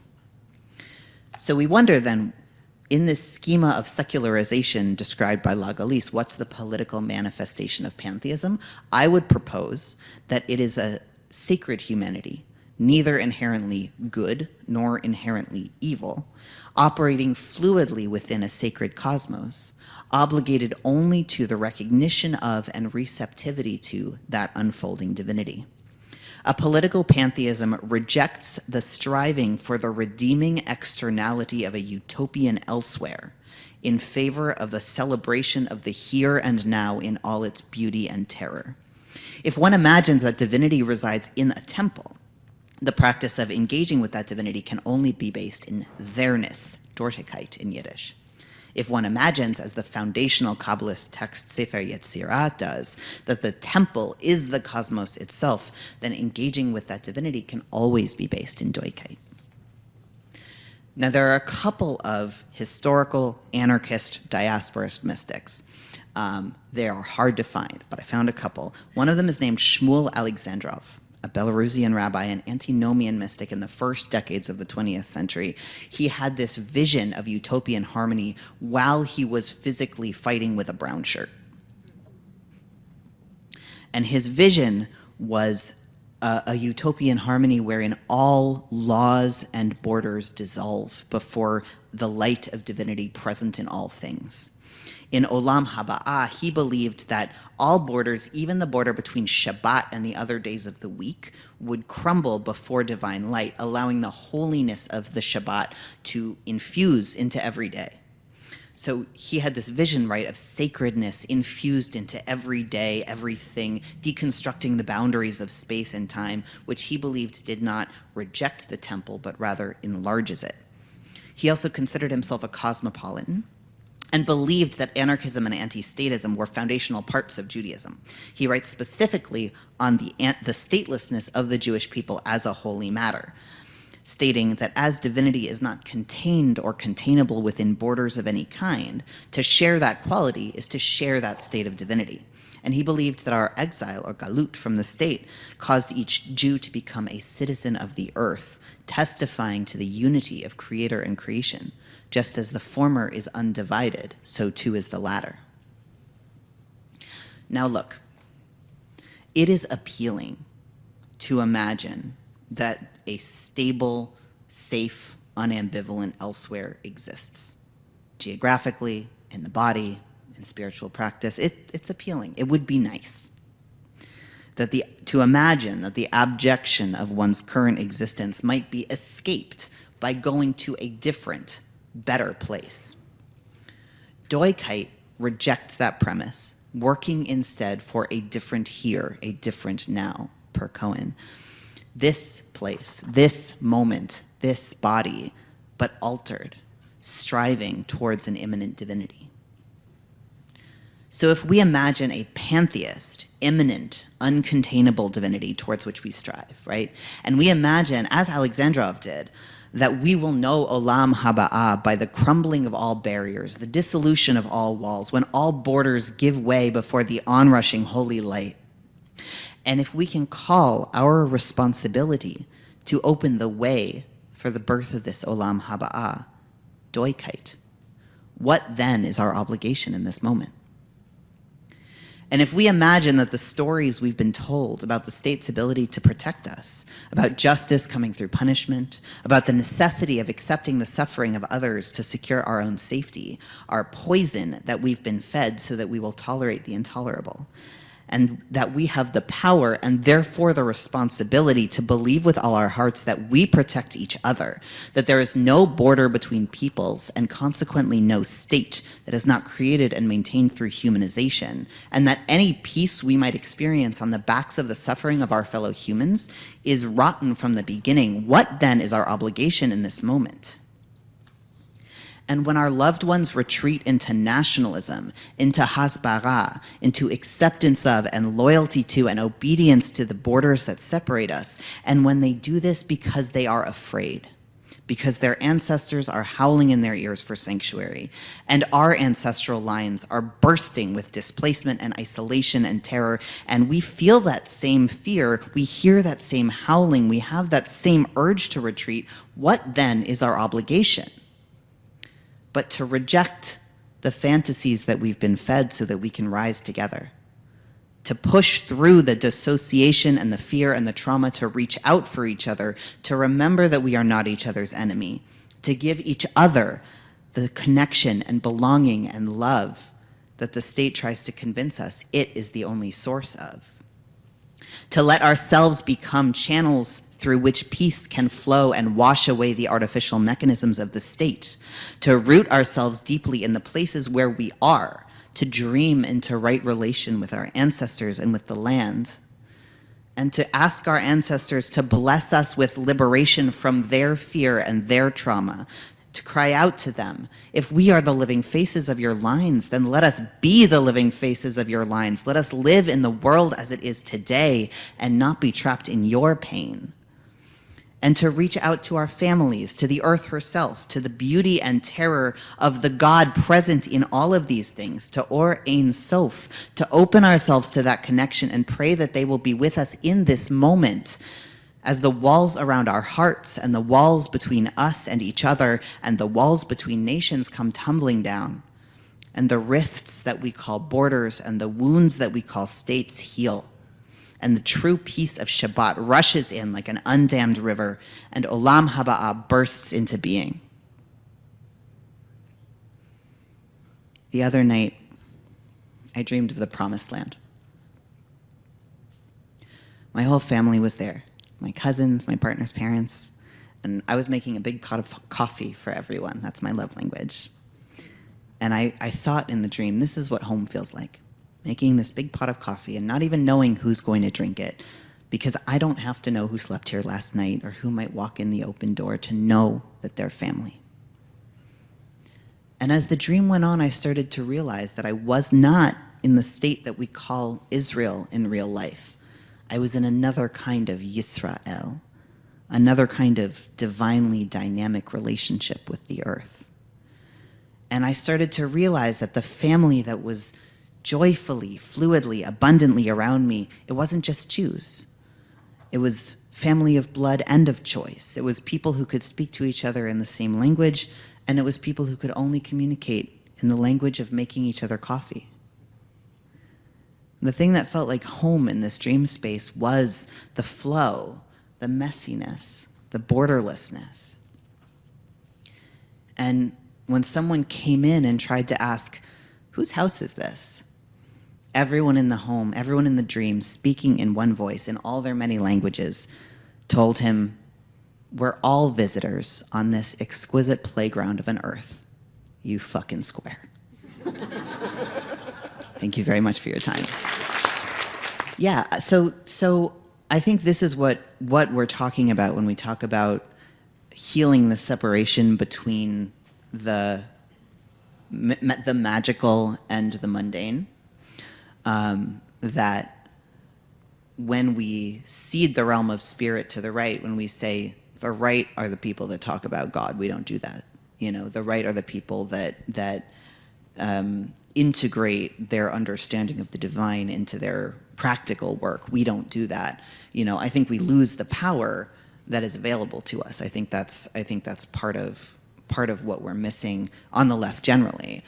But I think, you know, the question of how the work of healing borders is achieved, I think the first step, and this is also true about the work of getting rid of prisons, right? And the work of getting rid of hierarchy, all of the structures that separate us and that sort us into who matters and who doesn't.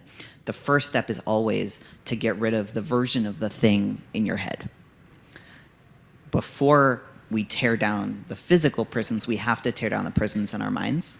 Because if we don't do that step first, then we can tear down as many prisons as we want. They're just going to pop back up because we're still going to need them. And so we have to start by reducing our reliance on these things before we destroy them, because otherwise they'll just come back. And so, you know, the first step in the healing of borders, I think, is the reduction of our individual and collective reliance on the concept of borders and on the concept of the state. And so starting by thinking about what do we depend on the state for as individuals, as communities, you know, what does the state give us? And can we give it to each other instead? Are there ways that we can build collective power separate from the structures of the state? And some of that is going to be about, like, we feed each other, right? We take care of each other. We make sure that we have what we need when we're sick, when we're ill, when we're aging. And some of it is about protecting each other, right? Because one of the things that the state uses to manufacture reliance on it is the threat of violence. And so some of that is also going to be, you know, given that the state seeks a monopoly on violence, how do we reduce our reliance on that, both psychically and practically? And I'm certainly not calling for anything out of pocket on a platform this large, but I do think that reducing our reliance on the state also involves rejecting the idea that the state is the thing that protects us from violence, right? Because at the end of the day, it doesn't. Even if we believed that that's what it was trying to do, it's not doing a great job. And so connecting those dots, realizing, no, that actually doesn't have to be something that we look to the state for. That could be something that we look to our communities for to solidarity for. I think that's how we build a world that doesn't need borders, build a world that doesn't need prisons, and then we can knock down the physical walls. It's hard to feel hope right now, isn't it? I think for me personally, what I have come to is that the idea that using, or rather that practicing hope requires believing as a factual matter that like everything's going to be fine. I don't think that ever really functioned, and it certainly doesn't function now because everything is demonstrably like not fine. And so I think the practice of hope for me, I'm informed here by Margaret Killjoy, who's a friend and an anarchist author, who talks about in science fiction stories, right, when people are doing time travel, there's this idea of the butterfly effect, that if you go back in time, if you ever saw Back to the Future, this was one of the things in that movie, right? If you go back in time, you have to be really, really careful with what you do because you have no idea what consequences are going to accrue from the tiniest actions in the past, right? A flap of a butterfly wing that changes could completely change the future. And I think about that, mapping onto the present as well, right? We have no way of inferring what causal connections are going to happen, right? We don't know what's going to be the thing that makes the difference. We don't know what we're going to look back at in retrospect and say, that was the turning point, right? That was the thing that made the difference. That was the thing that broke the dam. And so we just got to keep doing stuff and trust that we don't know what the outcome of our actions are going to be. But if we just keep doing stuff and we just keep holding solidarity and liberation as our guiding star and we just keep doing stuff, something's going to give. How do we work together across generations? I mean, look, I think it is the prerogative of the young to not listen to the older generations. I am getting to the point where I am not being listened to by young people, and I feel like I earned it by all the older people that I didn't listen to when I was in my 20s. I think it's just the cycle. And I think that it's very common in intergenerational movements for us to be constantly trying to recreate the wheel. And for people who have done the wheel creating before, and it wasn't the first time when they did it, right? Who are coming to the people who are now trying to invent the wheel and saying, hey, we already did this. You don't have to do this from scratch. Like, yes, and it's not about the actual outcome, right? It's about the process.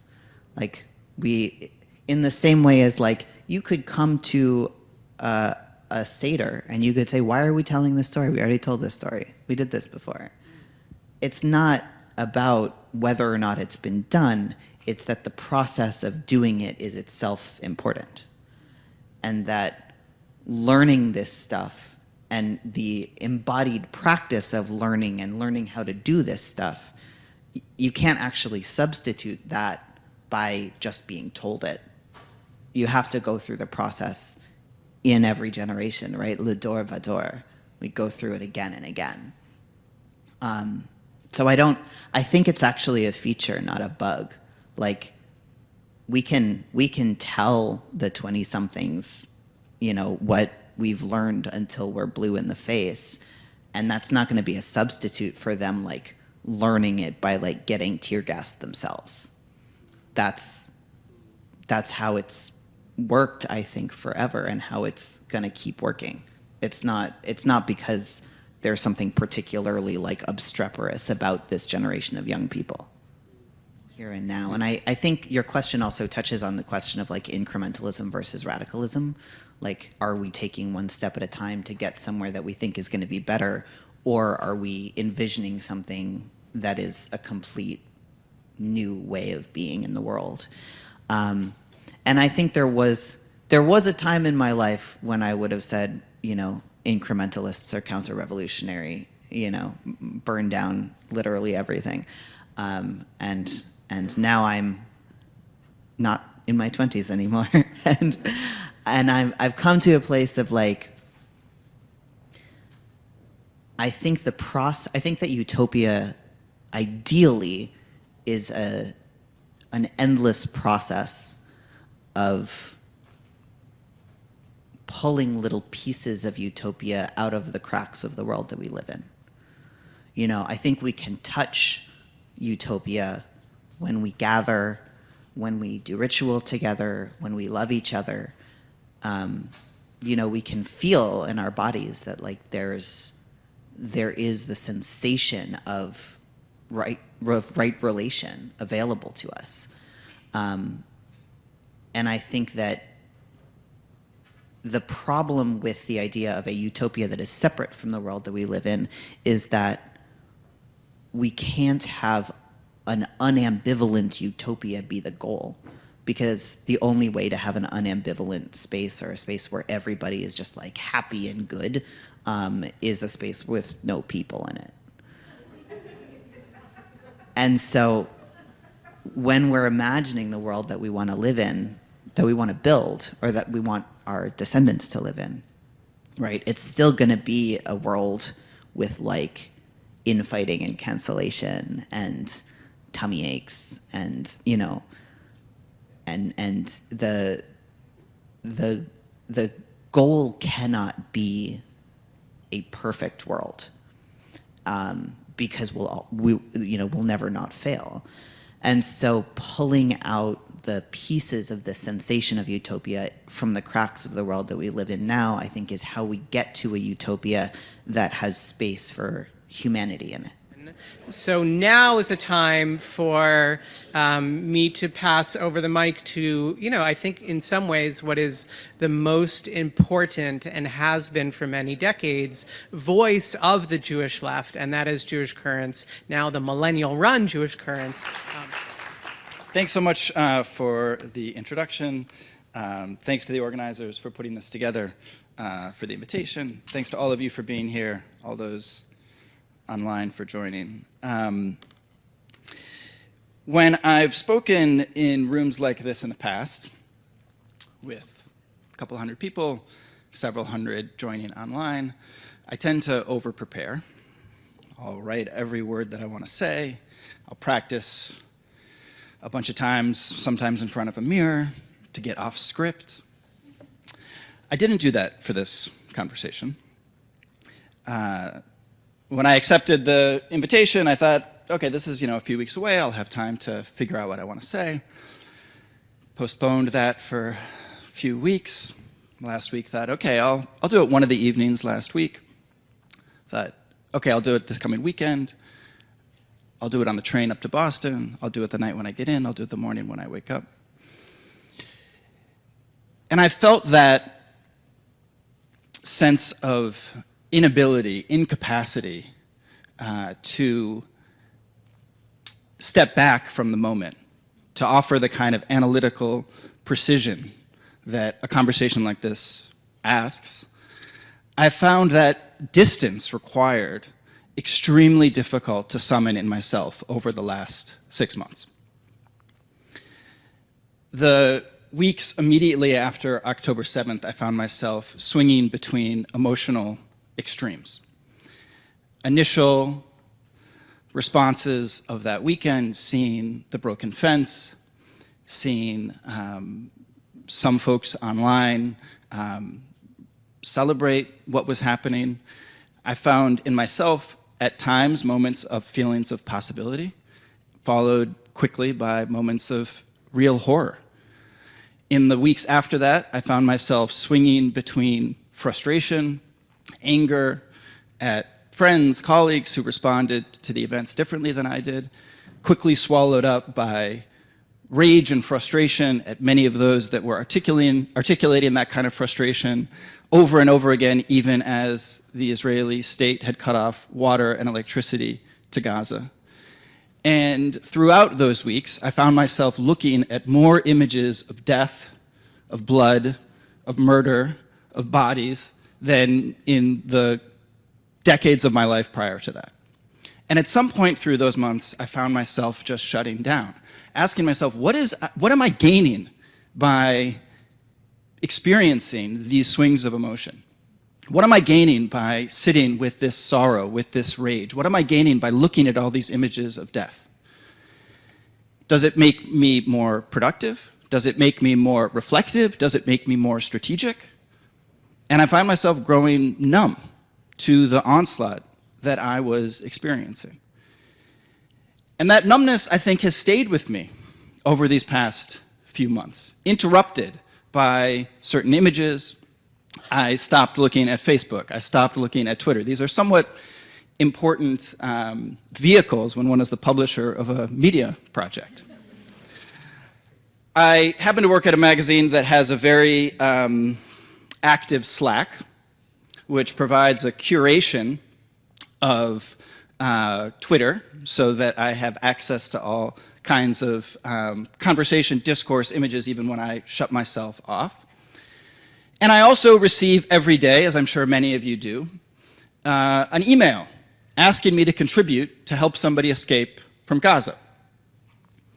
And I want to just read you the one that I received on the train yesterday as I was trying to figure out what I wanted to say this morning.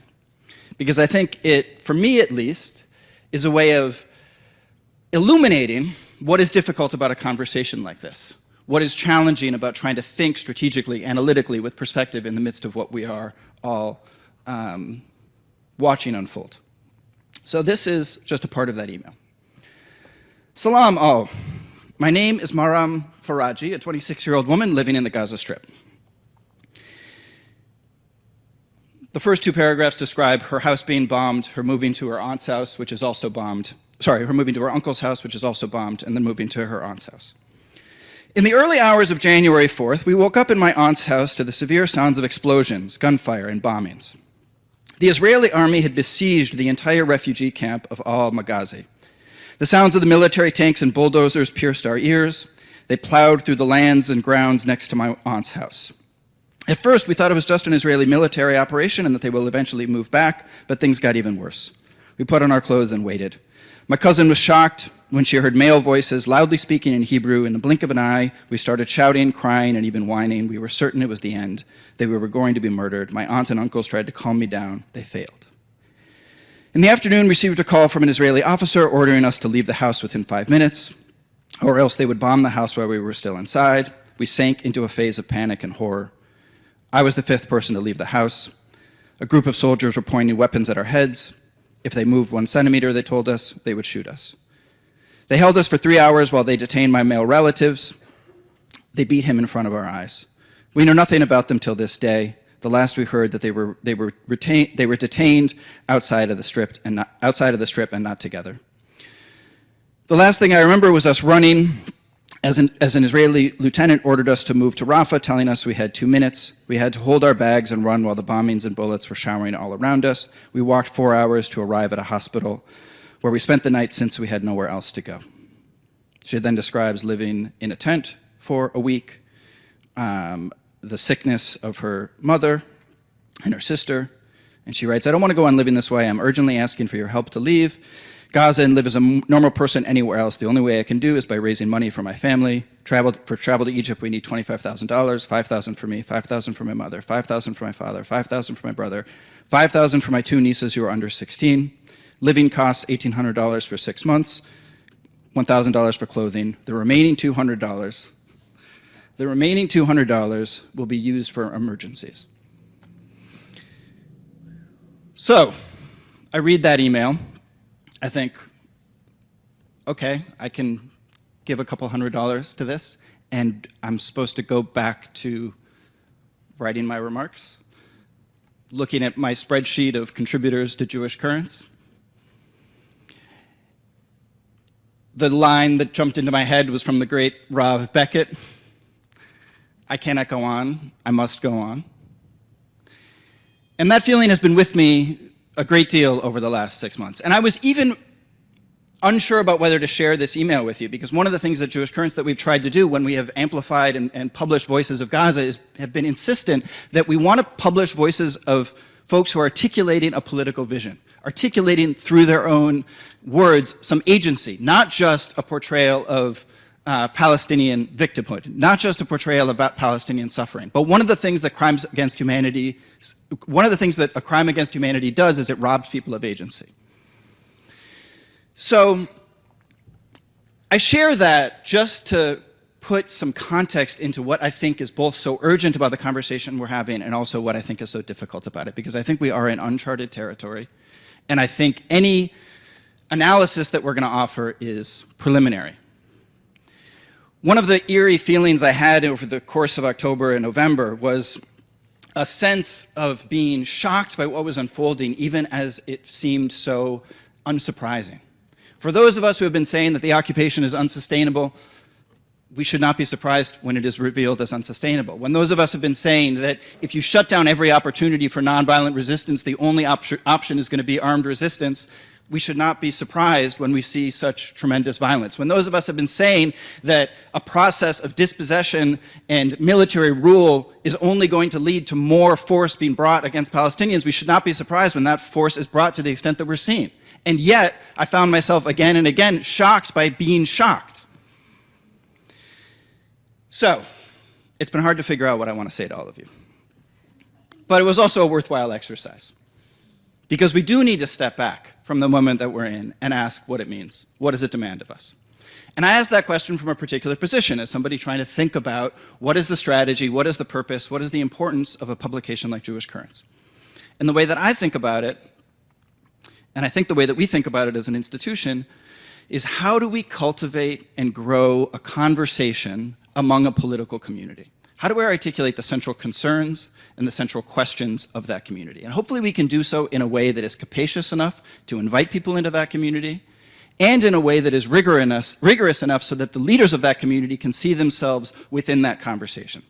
Now, that's not always easy to do, to both be open enough to invite newcomers in and serious enough to be relevant to those who have been in this for a long time. It's also become much more challenging to do over the last 6 months. And the reason is because within the broad context, or the sort of question of it's a meta question, what are the questions of the Jewish left? What are the questions of that community? Well, even in those two terms, Jewish left, we're talking about the intersection of at least potentially two different kinds of communities. One of the ways to think about this, and this is one of the ways that I've sort of named this, and we've named this to ourselves within Jewish Currents, is, are we trying to be a Jewish voice on the left, or are we trying to be a left voice within the Jewish community? We have tried to hold those things together over the last, decades, I think, if you want to think about the long history of Jewish Currents. But it became very, very hard to hold those things together in the immediate weeks after October 7th. And the reason is because the conditions for credibility within a left community became mutually exclusive to the conditions of credibility within the Jewish community.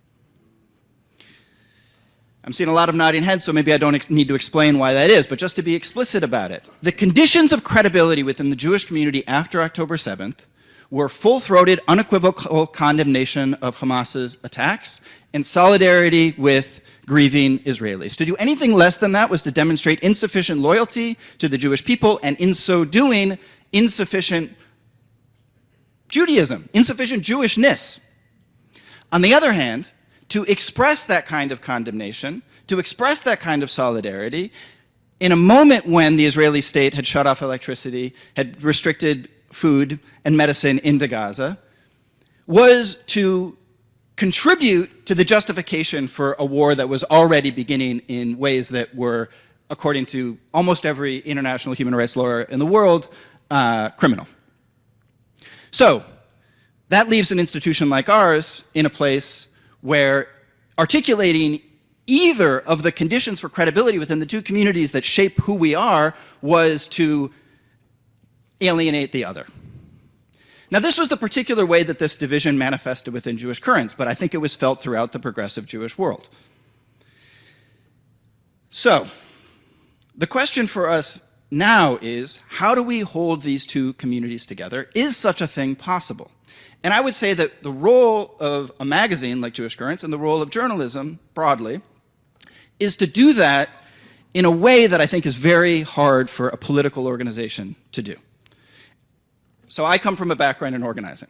I was a community organizer, a labor organizer, before I then went to grad school and took this position. So I tend to think about these questions as an organizer, but I also came to Jewish Currents because of my own frustrations at seeing the limitations of an organizing model, not because of any, not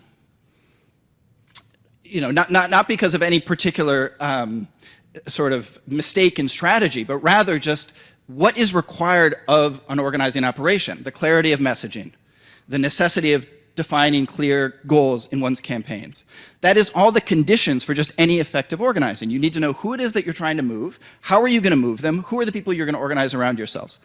That is all absolutely crucial, but it's also limiting.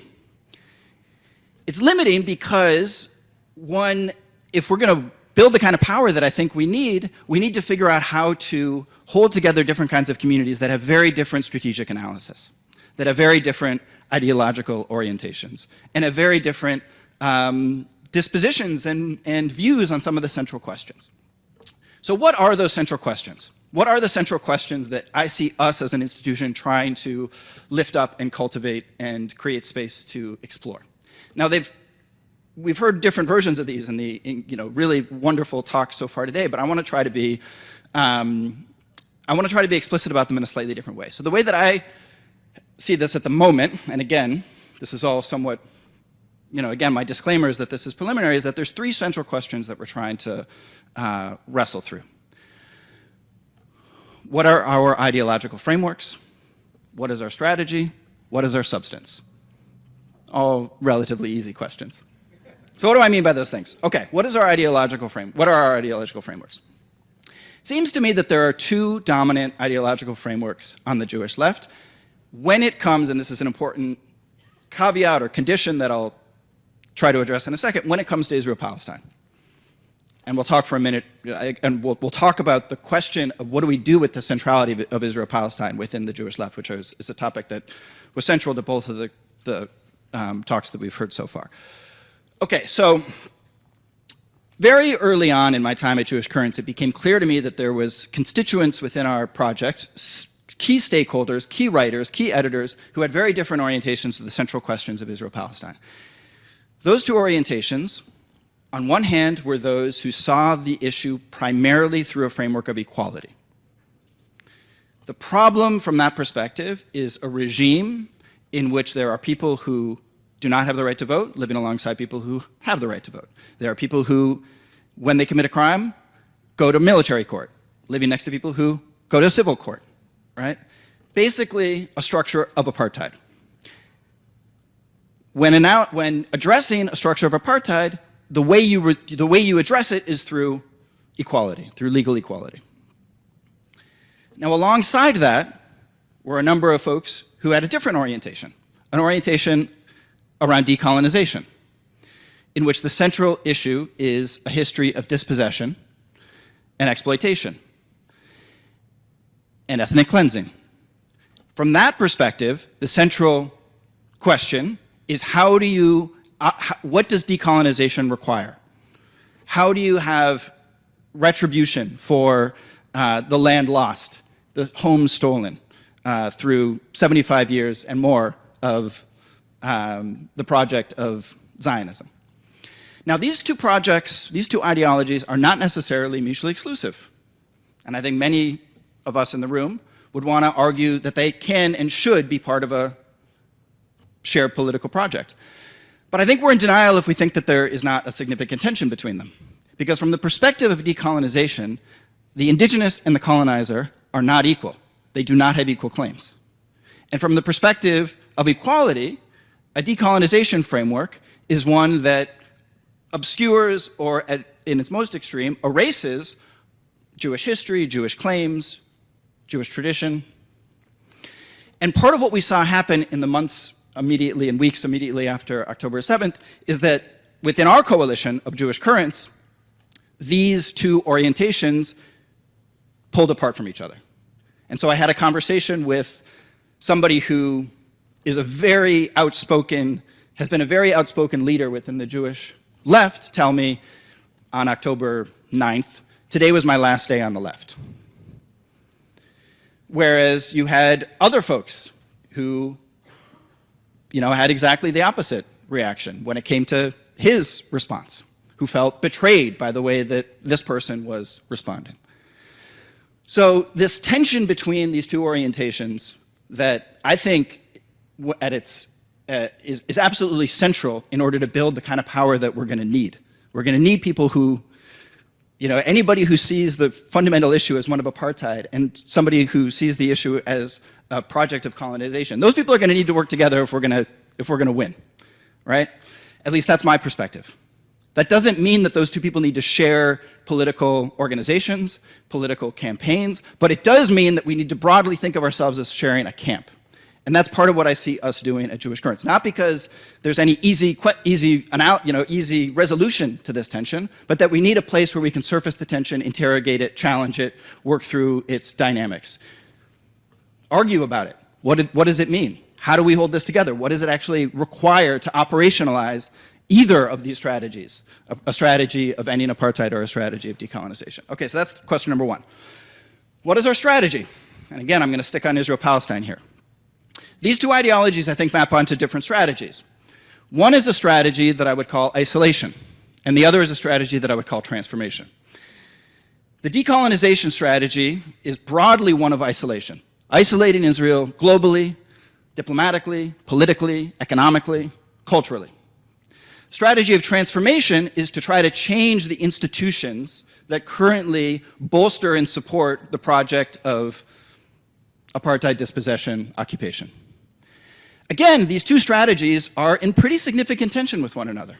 The kind of language that is required to transform or even be part or participate in Jewish conversation is often very much at odds with a strategy of isolation. Anybody who spent any time in any Jewish institution, I think, can recognize this. And you can, again, see how different groups have responded to this. And I think we need those different strategies. We need strategies that are invested in trying to transform or at least weaken institutions that are doing really problematic work. And we need strategies that are isolating and pressuring. The question is, what happens when a political project that is as outfunded as ours is, that is out-resourced as ours is, that is up against what we're up against, if those two efforts see themselves in opposition to one another, I, again, do not think we're going to be able to build what we need to build. Okay, so that's the second question. And then third is, what is our substance? And we've had some of this conversation again this morning. And we could talk a lot more about this, but it is not the focus of what I want to talk about because it has already been articulated, I think, really beautifully so far today. But what does it mean to be a Jewish left? What is the content and substance and practice of that politics? And how do we deal with the central dilemma of that politics, which I think, again, has already been articulated, which is, on one hand, to decenter the nation state and nationalism from Jewish identity, from American Jewish identity, even as a nation state that is ostensibly speaking for the Jewish world, backed by the institutions of the Jewish world, is dominating millions of people.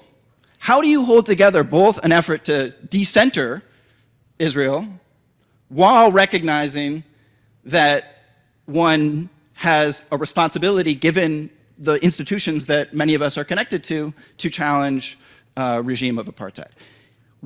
How do you balance, to put it another way, the moral obligation to challenge a structure of apartheid alongside the moral obligation to decenter nationalism, the nation state, from American Jewish life? Can those two things be done together? It's at least, there's a paradox there. And how to sort that out is, again, I think a central question that a project like Jewish Currents can, and at least in its current formulation, given its current leadership, is attempting to try to figure out. Okay, so those are the three questions that I see us as trying to surface. I see us as trying to build a community that is invested and interested in those questions as questions. Even as people have very strong views on how to answer them. Now, we're trying to do all that. We're trying to explore those questions at a moment when, and this was, I think, central to Shaul Magid's great presentation earlier, as the answers that we have inherited no longer work, no longer function. And I think it's worth naming just for a minute what are those answers that we've inherited. And again, just to sort of frame both the challenge and the possibility of the moment. So broadly, I think the way that these fundamental questions of what is our ideology, what is our strategy, and what is our substance, the way that they have been answered by the American Jewish world over the last half century, basically since '67 at least, is through two pillars. One, American exceptionalism, the story that in the United States, American Jews have a sense of possibility, opportunity that is unique in world history. This is the story that at least I was raised up in, that my great-grandfather came from the shtetl and his, child became a pushcart, operator, and then his child became a doctor, and God bless America. And to be Jewish is to be invested in that story and to be invested in making that story possible for everybody, right? This is the kind of like American liberal exceptionalism as a unrealized but to be realized possibility for all people, and Jews are the sort of emblematic example of what that can look like. Alongside that, Zionism, support for Israel as a Jewish state, Israel as a refuge, Israel as a reflection of Jewish possibility and power after the destruction of the Shoah. One can think about these two pillars as various responses to the central lessons of the Holocaust. On one hand, nationalism, ethnic nationalism is a disaster for the Jewish people, and the United States offers an alternative. Multiculturalism, liberalism, a state that isn't going to privilege any single group. And on the other hand, the only way Jews are going to survive is with nationalism of their own. The only way Jews are going to survive is with a state of their own. Now, there's an obvious contradiction between these two things, but they have nonetheless provided the pillars for American Jewish identity. Now, those we can argue about whether they are, have completely shattered. There's still a lot of power behind them, but they are certainly dramatically weakening, if not no longer relevant. They are not, for, I think, plainly obvious reasons, sustainable as the central structures of American Jewish identity. So we're wrestling with these questions at a moment where I think the future of American Jewish life is really wide open. And we need institutions that can recognize that opportunity and that need. And we need to understand the degree to which we do not right now have those institutions. If you think about the central institutions that have been built in Jewish life over the last, again, 50 years, I think there are basically four different kinds. Media, so we can name all the different Jewish publications. Educational institutions, political institutions, and communal institutions, congregations and all other kinds, right? If you think about what constitutes the Jewish left, it's just plainly obvious how fragile, well, fragile is not the right word, how just minimal our institutions are, how under-resourced they are compared to the, we could name whatever, dozens of media institutions, dozens of educational institutions, obviously all sorts of cultural institutions, all sorts of communal institutions. So the questions for those of us who see these institutions as morally, politically, culturally, religiously, we can use a gentle word, insufficient, is how do we build those alternative institutions? And that's a big, difficult question, but I think part of what we're trying to figure out how to do as an institution is how do we cultivate that, knowing that we as one project, one media institution, our job is not to create all of this, but hopefully we can be a place that is cultivating that conversation and challenging others to begin to experiment and build the kinds of institutions we need. I'll leave it at that for now, and we can open it up to conversation. Thanks. Yeah, thanks. It's, I think, the crucial question, and in some ways the question I landed on because I wanted to ask it of all of you, rather than myself feel responsible for answering it. But I do think that part of it is, frankly, recognizing the importance of institutions, which is not always an easy thing for those of us on the left to do, for all kinds of reasons. Institutions require some kind of hierarchy, generally, require some kind of bureaucracy, generally. They require resources, which means dealing in our society with capital, because the way that institutions are built, I mean, it's interesting being a publisher. Whatever, there's different kinds of being, publishers. Many are like, Chris Hughes from Facebook, who's like, it'll be fun to run a magazine. That's not my background. I did not come to Jewish Currents with, millions of dollars. My work is to raise the funds for the organization. It's my first job as a primarily fundraiser, and one of the things that one realizes very quickly is where wealth comes from, which it turns out is not people who make a lot of money in their salaries. If you're making money from your job, you're not going to be a supporter in any really significant way that I'm going to spend a huge amount of time with. Sorry. I need to talk to people who have significant excess capital. People who either have worked in finance or have built a business and sold it.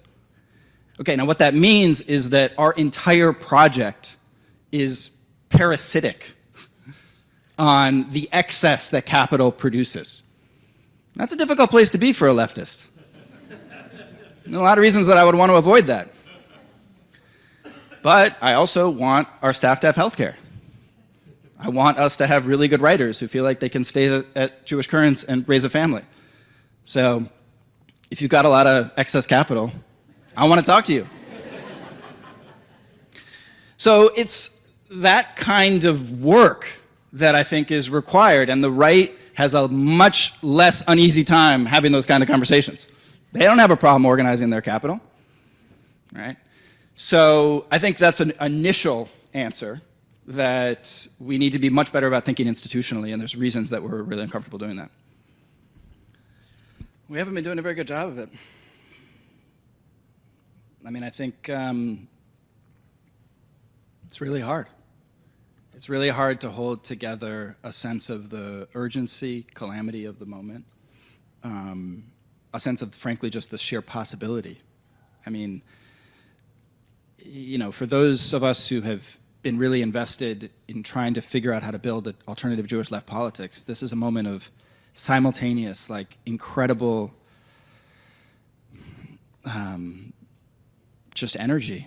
It's so inspiring to see what's happening around the country, to see the kinds of mobilizations, organizing on behalf of these issues that many of us have been saying need to be central to a Jewish left politics. I mean, what's happening on campuses I could not have imagined a year ago. And yet it's also a time, I think, of real, at moments despair. It's hard not to see what's happening as a real indictment of our work, or I'll just say my work of the last decade. That when I first started at Jewish Currents, I was talking to a supporter of ours who said, let me give you a hypothetical. What if there was some brutal terrorist attack in Israel?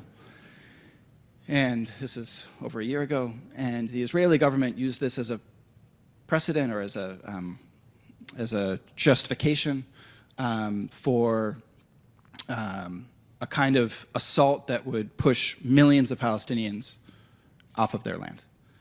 Who would stop them? Would the United States stop them? Would the EU stop them? Would the Arab countries stop them? And he said, I don't see it. So who would stop them? And I said, well, that's a great question. I said, it depends when it happens, because I see our work as trying to build the community and power to counter that. And we clearly did not and do not have it.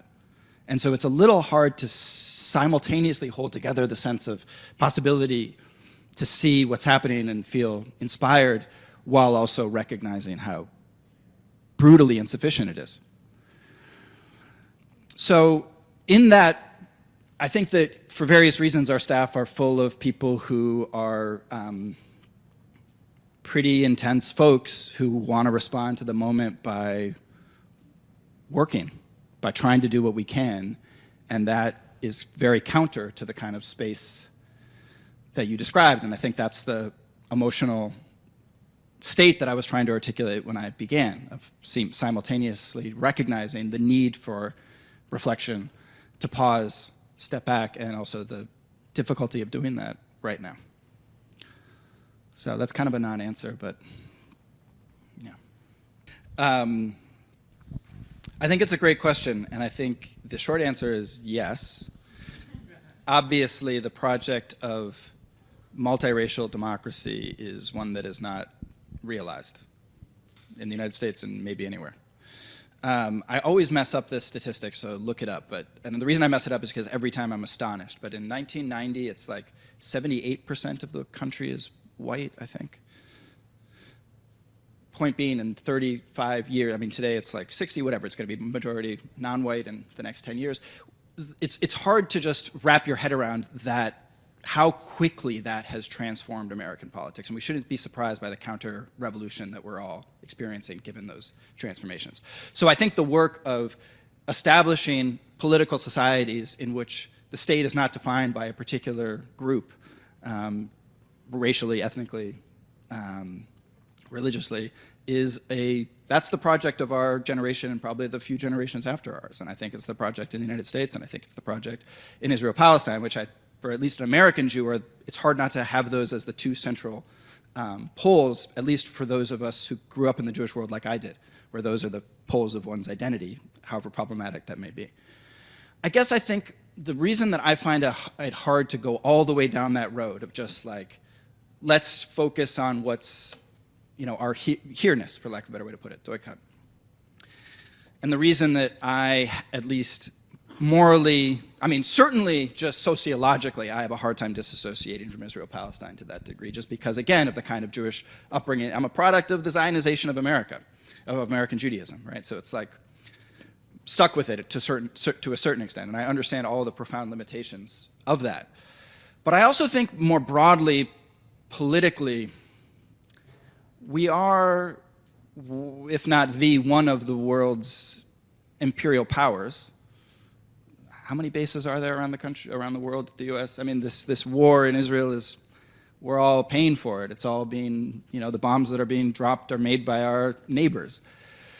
So I do think that I think the question of here-ness in the context of a global imperial power is a difficult one, because it requires, there has to be some attention to the way in which, as some people say, when the U.S. sneezes, the rest of the world catches a cold. So there's a question of how do we wrestle with the degree to which we are implicated in what is happening, and globally through American power, but of course specifically because of the particular role that Israel plays in American politics, specifically in Israel-Palestine. And I think that kind of implication is just more extreme for those of us who came up in the American Jewish community, and it's in a certain generation. But I don't think it's exclusive to that. I think any full accounting of what does it mean to be part of a local politics, in the United States at least, in the context of American imperial power, has to find ways of reckoning with that power, and that's going to take one outside of strictly their own local context. So that's maybe an unsatisfying answer, but again, I think this is why what we're trying to figure out is a place where we can hold together some of these questions, understanding that they don't have one answer. And there's going to be people who pursue all kinds of different answers, and what we're trying to do is create a sense that even amidst these different answers, we share a political community. Sounds like people like you. That's it's a quippy answer, but it's the truth. We want to create an institution where people can see themselves as part of a broader community, part of a broader conversation, part of a broader political sensibility. And we want to do that through infrastructure. We want to, over time, build internships and fellowships, but we also want to do that just by, what happens when folks encounter writing that excites them, and then they want to be part of that same project. So I think that there's so many different kinds of that work that I can imagine, whether it's scholars and popular writers and journalists and communal leaders. I think that it's I would just say it's folks who want to be part of creating communities and societies in which domination is not accepted as necessary for Jewish survival. I totally agree that a left politics without labor at its center is not a left politics.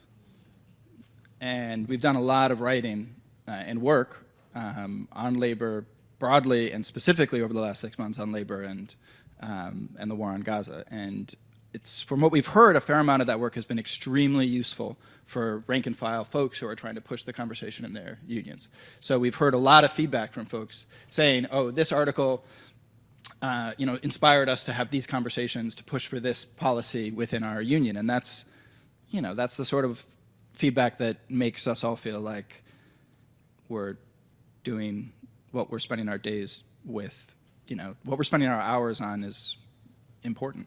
And so I would just agree. Yeah, find one you can inherit and take over. I mean, in some ways, that's. I actually think there's some wisdom in that. I wouldn't say. I mean, I think there are some that you could probably take over. Look, I think that there is a recognition among lots of folks that the basic political, ideological, cultural structures of American Jewish life are no longer tenable. I don't think, I think that it's terrifying for lots of people, and there's a lot of doubling down to sort of shore up what has ostensibly worked. But I would say that there is going to be enormous opportunity in the coming years, both just in terms of need and appetite. I mean, our readership in October, November, December went from 100,000 viewers on our website a month to 1 million a month. Every event we've done has reached capacity. There's constantly requests for us to host all kinds of things that are like from Shabbat dinners to, Haggadah supplements to like synagogue services, right? We're like this like almost century-old super secularist magazine, and like there's just so much need. And I think that, I was being maybe a little bit extreme in my analysis or description of the financial landscape, and that is real, but there are also all sorts of ways creatively to build up the resources that are required. Whether that's through creatively around membership, but I also think there is going to be, if you build it, and I would say you can build it, there is appetite, there is talent, there are going to be folks who want to work with you to sustain it. This is where the opportunity is, because again, I think there's a broad recognition that the basic frameworks are for huge numbers of people. I mean, 50% of American Jews support a permanent ceasefire? What American Jewish institutions are you able to say that out loud? It just shows you the disconnect. The way that the institutional framework has been built so undemocratically, so unresponsively, so unrepresentatively, creates enormous opportunities, even as it creates huge challenges. So one of the challenges in organizing a conversation about the Jewish left is the internal diversity. And our speakers for the next panel are our speaker, Atalia Omer, and our discussant, Adam Seligman, are really important voices. And Adam, as part of the organizing committee, has just made clear from the very beginning that including the Israeli Jewish left was not optional. It was absolutely mandatory. So we're not doing that thing of hopscotching over from, America to Israel and Palestine without including those voices. So I'm glad that Adam has been insisting on that, and I'm thrilled that Atalia is here to talk about what's the state of the Israeli Jewish left today.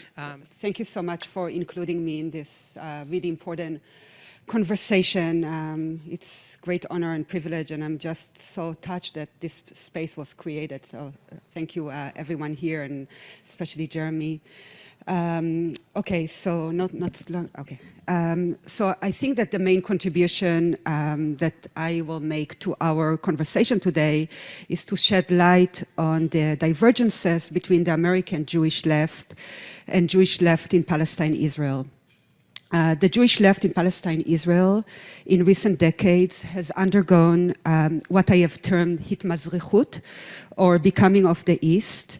Hitmazrichut entails reclaiming and reimagining Mizrahi histories and counter-historical potentialities, which necessarily involves disrupting a methodological nationalism that constrains the Jewish political and ethical imagination. This is distinctive from a utopian longing to Jewish belonging in the region outside a settler discourse born in Europe. So I have approached my study of the Jewish left in Palestine, Israel, and the US through the lens of a cultural sociologist of religion and a peace studies scholar, concentrating on, in general, on religion and political violence to identify sites of transformative political ethics.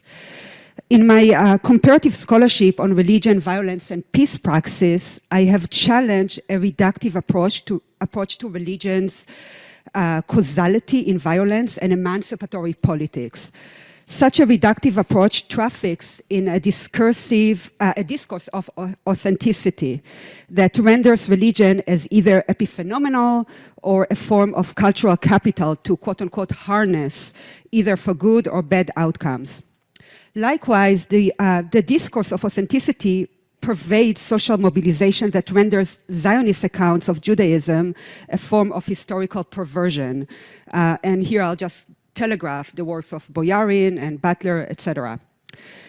Left Jewish mobilizing, therefore, over the decades, over the years, needed to engage increasingly more in hermeneutics or interrogating what it means to be Jewish in addition to being left.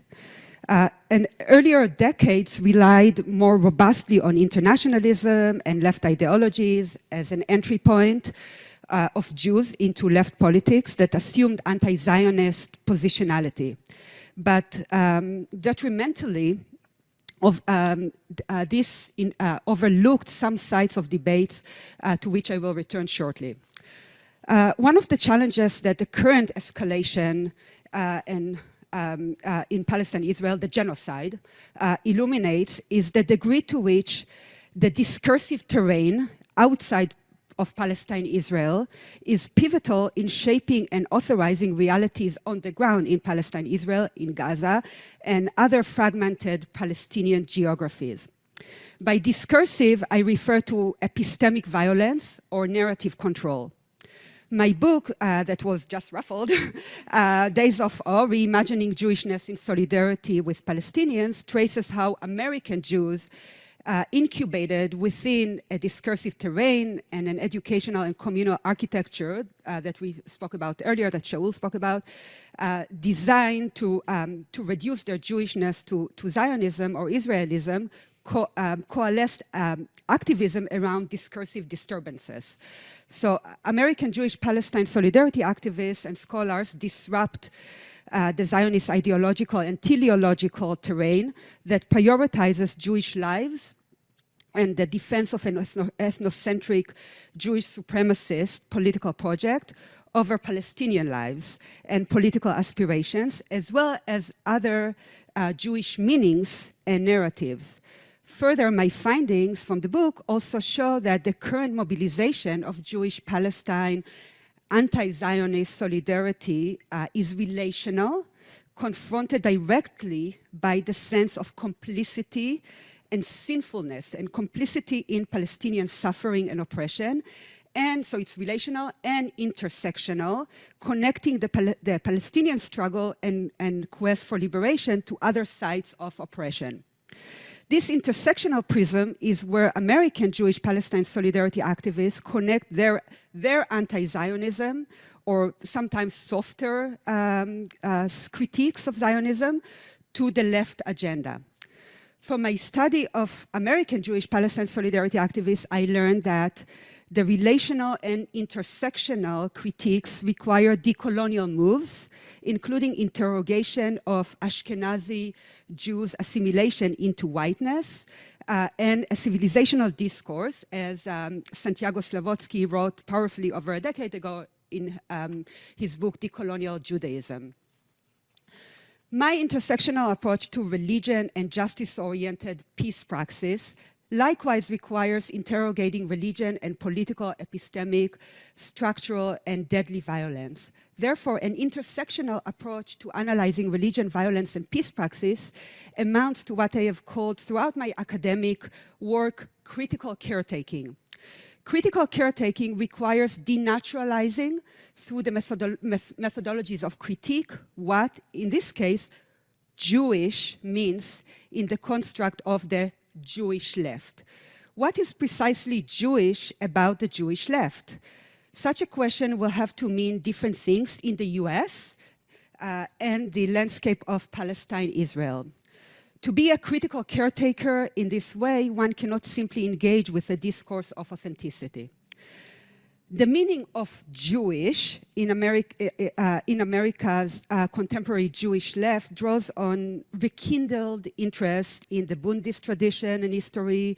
As we heard, narratives about Jewish resistance to oppression in all forms, from South Africa and other kind of moments, historical moment, and recovery of Jewish American socialist and non-Zionist legacies, along with intentional centering of queer, feminist, and non-Ashkenazi, Black, and Mizrahi Jewish experiences to disrupt Ashkenazi normativity or Ashken normativity and the assimilation of Jews into whiteness.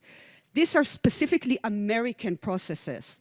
However, to be a Jewish left in Palestine, Israel draws on other sources to imagine the meaning of Jewish outside a settler colonial discourse. The Jewish left in Palestine, Israel has its own legacies of Palestinian Jewish activism. I next turn to a brief overview of the Jewish left in Palestine, Israel, before returning to the current moment, which builds on the 30 years of the Oslo, quote-unquote, peace framework, where the Zionist, quote-unquote, left mainly became NGOized on the ground. The radical, or rather independent, left in Israel has socialist and anti-colonial communist underpinnings, but it also reflects a process of distancing from the Soviet Union. From 1962 to the and through the 80s, the socialist organization in Israel, known by the name of their publication, Matzpen or Compass, involving individuals such as Akiva Or, Chaim Anegbi, Moshe Mehuba, Lea Tzemen, Michael Warshevsky, Halil Toma, upheld an anti-Zionist, explicitly anti-Zionist outlook, deeply interlinked with their embeddedness in anti-capitalism and anti-colonial discourse, so left. In the 1960s, they saw with clarity the Zionist brainwashing of Israeli society or the hasbara that is internal, and the denial of ongoing Palestinian catastrophes of depopulation and refugeehood. Unlike the contemporary moment as a left movement, which was incredibly small, yet a target of hateful campaigns that made it appear larger than it was, at that moment in the 60s, it had access to and support from international left activism. Matzpen's members were particularly successful in gaining access and influence in socialist anti-colonial organizing in England. Also connecting with Palestinian activists such as Gada Karmi, Wasim Abdullah, Halil Hindi, and Naif Hawatma. And this left organizing was binational, imagining full equality in the land and the right of Palestinians to return to their lands in Palestine as pivotal. The 1970s saw efforts to build relationships across the region among socialist activists. Famously, Udi Adiv and Daoud Turki traveled in 1972 to Damascus as part of the Matzpen offshoot, the Red Front, seeking to establish revolutionary regional links. However, they were subsequently subjected to Israeli torture, trial, and imprisonment. Matzpen began to crumble in the early 70s and manifested its ideas, now mostly focused more narrowly on the 67 occupation in various activist spaces in the 80s. However, the socialist independent left mobilized and agitated strongly during the 70s still, and the 80s up through the Oslo. This included the Committee for Solidarity with Birzeit University, Committees Against Torture and House Demolition, an organization called Campus, Yesh Gvul, which was focused on the invasion to Lebanon, Alternative Information Center, and political parties like Da'am, Workers' Party, a joint Palestinian Jewish political party, and also Hadash, and other efforts to enter the political game. The independent non-Zionist left or anti-Zionist left in these years, in groups such as Shasi, Israeli Socialist Left, also emerged with some feminist analysis, feminist analytics, and it also manifested in the movement of the women in black, for instance. Well, this legacy of the Jewish left in Palestine, Israel shows essential links to an internationalist, ideological socialist frame as the foundation of its ethical political vision. It lacked, as is the case with the left broadly, religious literacy.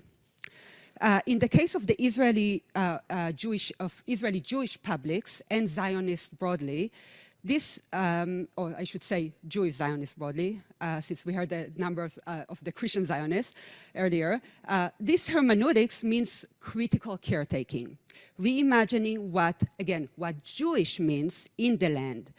In addition to disregard to the hermeneutical discourse regarding what Jewish means for Jews in the left in Palestine, Israel, the Jewish left in Palestine, Israel, also failed over the years to account for Mizrahi radical left critique and regional imagination that disrupted Zionist methodological nationalism.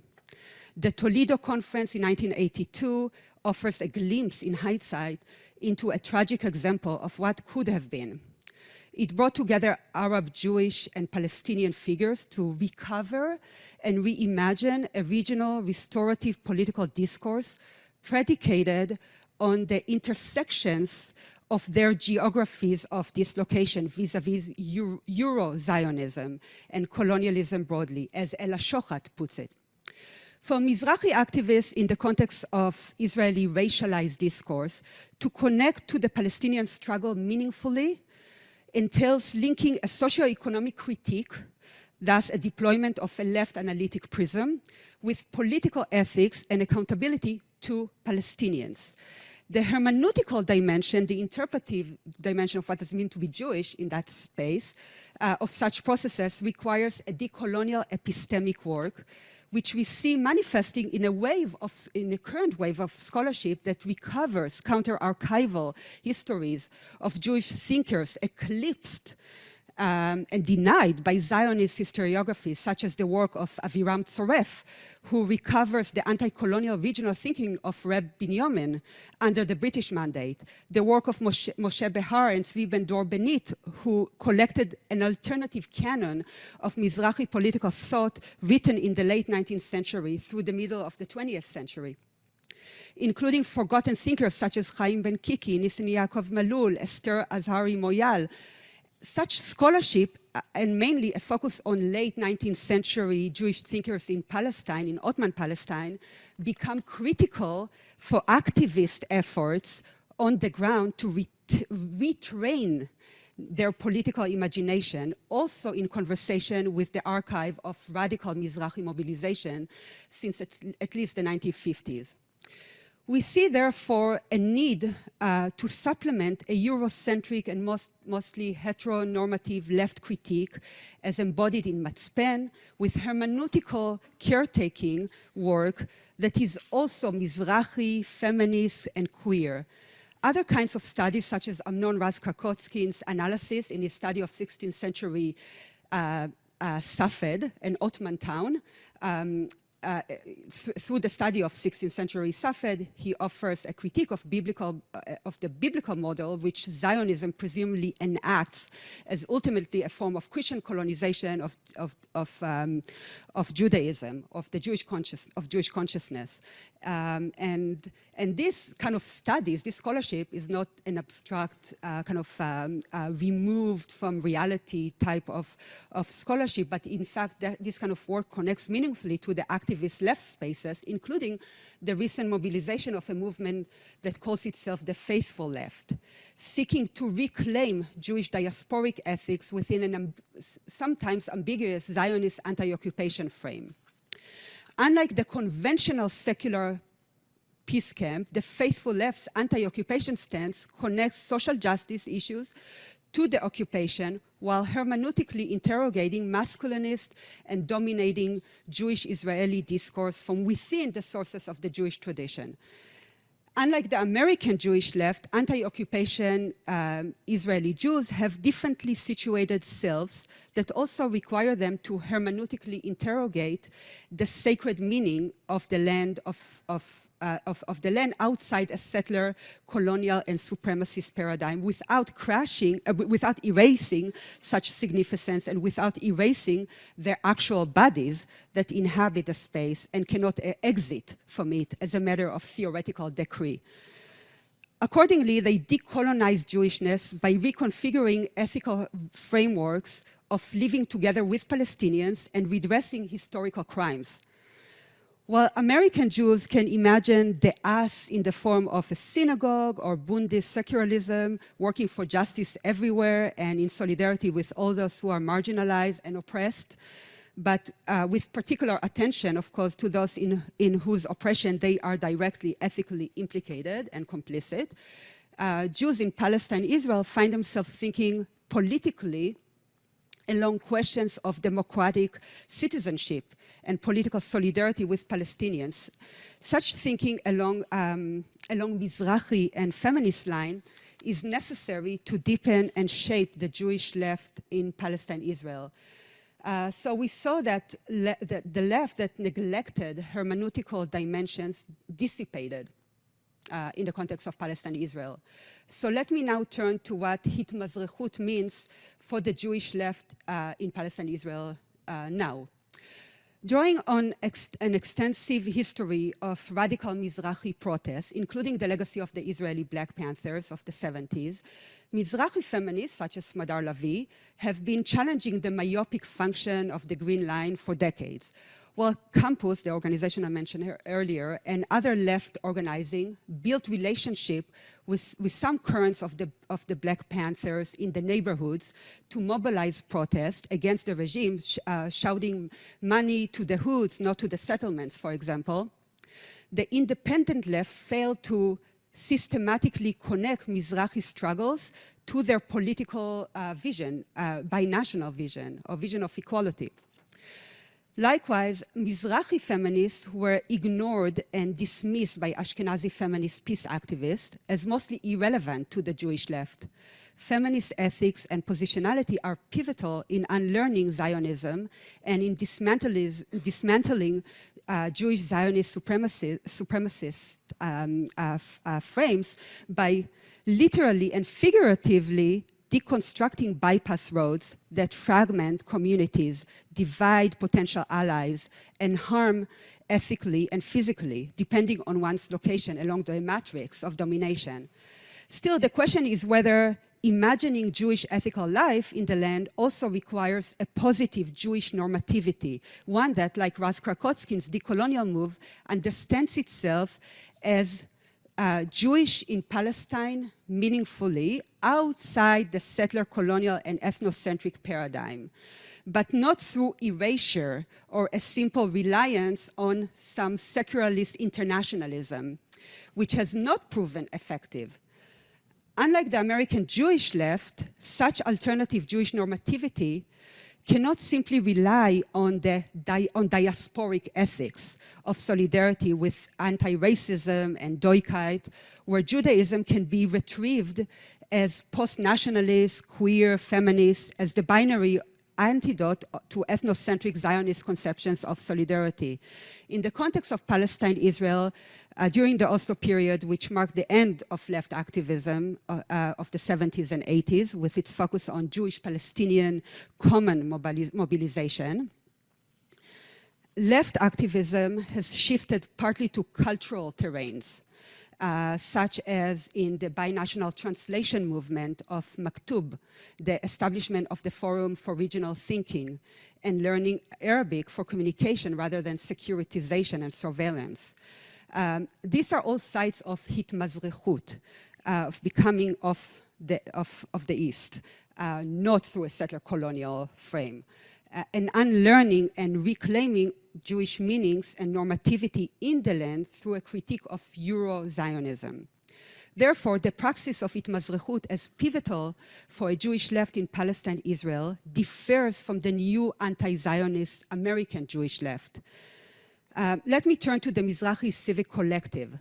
This is an intellectual activist space that consolidated during the early days of the Israeli Jewish uprising against the so-called judicial coup that was orchestrated by the extremist, annexationist, messianic, and conservative coalition formed in late in 2022. Drawing on decades of critical Mizrahi scholarship and activism, the Mizrahi Collective rejected the myopic romanticism regarding the presumed democracy that the judicial reform would demolish, presumably would demolish, but significantly diminishing the independence of the Supreme Court, which is what was the judicial coup about. So the so-called old order, the good old Israel, was not only democratic only for Jews, but also enormously discriminatory toward non-normative Jewish citizens. Hence, the Mizrahi Collective mobilized to offer both a rejection of the judicial coup and a return, and this romantic notion of return to the good old non-democracy. The Mizrahi Collective proceeded to produce a series of position papers. Of particular relevance is their position paper on traditionalism or masortiyut as conservative or emancipatory. The position paper, written collectively by prominent critical Mizrahi thinkers, retells how the history of anti-hegemonic Mizrahi mobilization in its various modalities since the 50s often drew on Mizrahi traditionalism. However, the 21st century introduced various diffusion mechanisms for American neoconservatism, such as the Kohelet Policy Forum, which non-organically transformed the discourse in Israel to mirror American anti-LGBTQI+ currents, anti-labor organizing, and anti-feminist focus on quote-unquote family values, and exclusionary nationalism, which in this context of Palestine-Israel translates into Jewish supremacist positionality. Accordingly, Mizrahi traditionalism, a source of historically of socio-political and cultural empowerment and oppositional struggle, became co-opted into hegemonic structures, dulling its critical and intersectional edges. As a result, a co-opted Mizrahi traditionalism is deployed to promote patriarchy, neoliberalism, and Jewish-centric exclusionary nationalism that is also annexationist openly.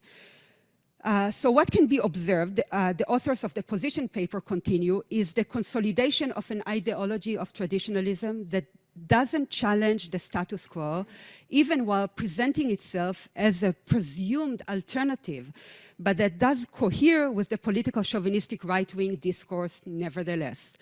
Furthermore, the co-optation of Mizrahi Masortiyut or traditionalism doesn't translate into any actual investment in social justice issues that have inflicted marginalized communities, such as public housing, education, poverty. The latter connects complexly with the Palestinian experience because Mizrahim often were put in Palestinian homes or their ruins, only to be displaced later from such locations due to gentrification processes. Unlike the Ashkenazi in the kibbutzim, or some kibbutzim, maybe you can talk about those examples, and their land thefts from Palestinians, the Mizrahi did not get, quote unquote, ownership over the Judaized land and property into which they were relocated. Thereby, they found themselves with significantly less intergenerational wealth. Of course, if the Mizrahi struggles for affirmative action do not also connect the dots to the dispossession of Palestinians from their lands and property, these struggles become, like women serving in the occupying military, a demand to have a larger portion in the oppressive, unjust regime. Indeed, the position paper on Masortiyut, on traditionalism, rejects the deployment of tradition to sanction the settler-colonial link between nationality and citizenship. Instead, it aspires to dismantle this link as a scaffolding for a future total civic equality between Palestinians and Jews in the land. As Raz Krakotski's retrieval of Mishneh Judaism in Ottoman Palestine, the position paper draws on alternative Jewish archives of centuries of Jewish life in Palestine outside a settler colonial and modernist, secularist, European nationalist discourse, where Jews were interwoven into the local Ottoman milieus.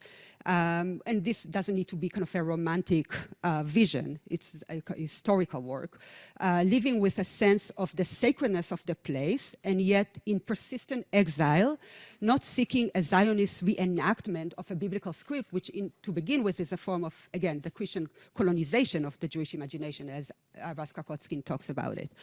The critical Mizrahi intervention exemplifies, in my view, an epistemic struggle, which, as I indicated earlier, is pivotal for an intersectional and decolonial approach to religion and political violence and transformative emancipatory horizons. The Mizrahi Collective's form of Itmazrechut seeks to build on the histories and memories of Jewish life in the region and to reclaim from the Eurocentric Zionist colonial logic of fragmentation their sense of belonging to Arabic, as evident in the, albeit unsuccessful, Mizrahi litigation against the Jewish nation-state law that passed in 2018, which demoted the status of Arabic, along with declaring that Israel is the state of Jews and Jews only. The drafters of the position paper highlight how Mizrahi erasure and Palestinian erasure are interconnected, despite the physical and metaphorical bypass roads. This recognition is at the foundation of rewriting and retrieving alternative Jewish history and ethics in and for Palestine.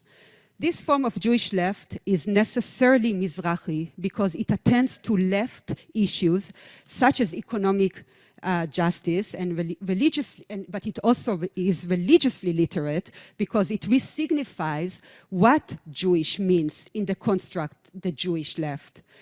The Mizrahi critique and the hermeneutical resignification are two oversights of the dominant currents of the independent Jewish left in Palestine, Israel. And so the position paper of the Mizrahi Civic Collective illuminates why anti-occupation and anti-colonial feminist ethics are incomplete without a Jewish sociological, historical, and hermeneutical reclaiming of alternative archives as resources for reparative future horizons. So the Jewish left in Palestine, Israel, therefore, exists in the intersection with radical Mizrahi politics, histories of late 19th century Ottoman Palestine as retrieved through a work of archival action, scholarship, and the Palestinian co-production of Jewish political thought. In other words, there can be, in my view, no Jewish left political thought and ethics without such thought and ethics being also a product of Palestinian thought and ethical claims. Inhabiting the Jewish left in Palestine, Israel entails a decolonial intervention that disrupts Zionism's negation of Palestinian lives and histories and denial of political aspirations. Zionism erasure of Jewish belonging to rather than domination in the region. Its racialization of Arab Jews, Ethiopians, and others, and its denial of the Jewish tradition itself. To conclude, it is essential to map the Jewish left upon its multiple nodes and recognize where the American Jewish left converges and diverges from the Jewish Israeli left, and how both spaces connect to global currents and respond dialectically to Palestinian claims in articulating Jewish political ethics. The American Jewish left's package of reclaimed Ashkenazi exilic Judaism, or the real authentic one, doesn't quite translate to the sociological and political realities that the structures of Euro-Zionism have created and really cannot be put back in the box. At the same time, such socio-political and cultural realities generate contextual archive for and of the future, to invoke Gil Ochberg's articulation in their book, Becoming Palestine. So the 30 years of the quote-unquote peace process, which Palestinians have experienced as further entrenchment of the occupation and settler colonial violence, is where the Jewish left in Palestine, Israel, becomes necessarily less communist and more hermeneutical in terms of reimagining the meaning of Jewish life in Palestine and the region through a discourse of equality and historical accountability. The sources for such a Jewish left in Palestine require hitmazrechut, drawing on and creating counter-archives to hermeneutically signify and re-signify what Jewish means for the Jewish left in Palestine, Israel. Thank you. Yeah, it's a very important story because, of course, there is, as part of the Jewish Nation State Law of 2018, of course, it kind of basically puts on paper what has been very clear, that it's, you know, that it's a country for Jews and Jews only. But that. I know you're talking to him, but you have to face. Oh, okay, sorry. That's very weird because he's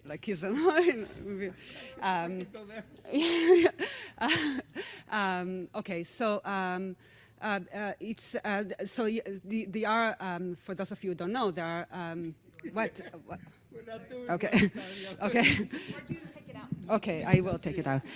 There are admission committees for communities, and admission communities are articulated specifically with the kind of yes, it's the story is complicated, but as I tell my students, as we look at the maps, from 1913 and the map today, that is also very simple.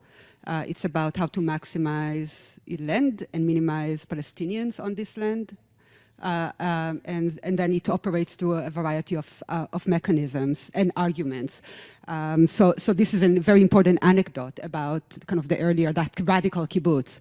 And of course, the kibbutzim are on Palestinian lands. And so really, and this really deeply connects to left issues because they are very wealthy, and especially now after being privatized.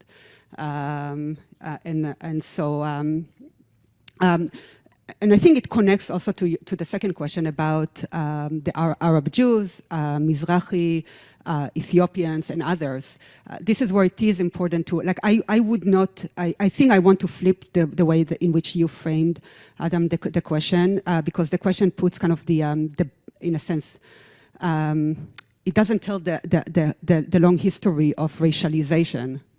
Of how Arab Jews became racialized and how, in fact, Arab and Jew became antonyms within that context of the kind of the geography of racialization, as Iftachel would talk about it.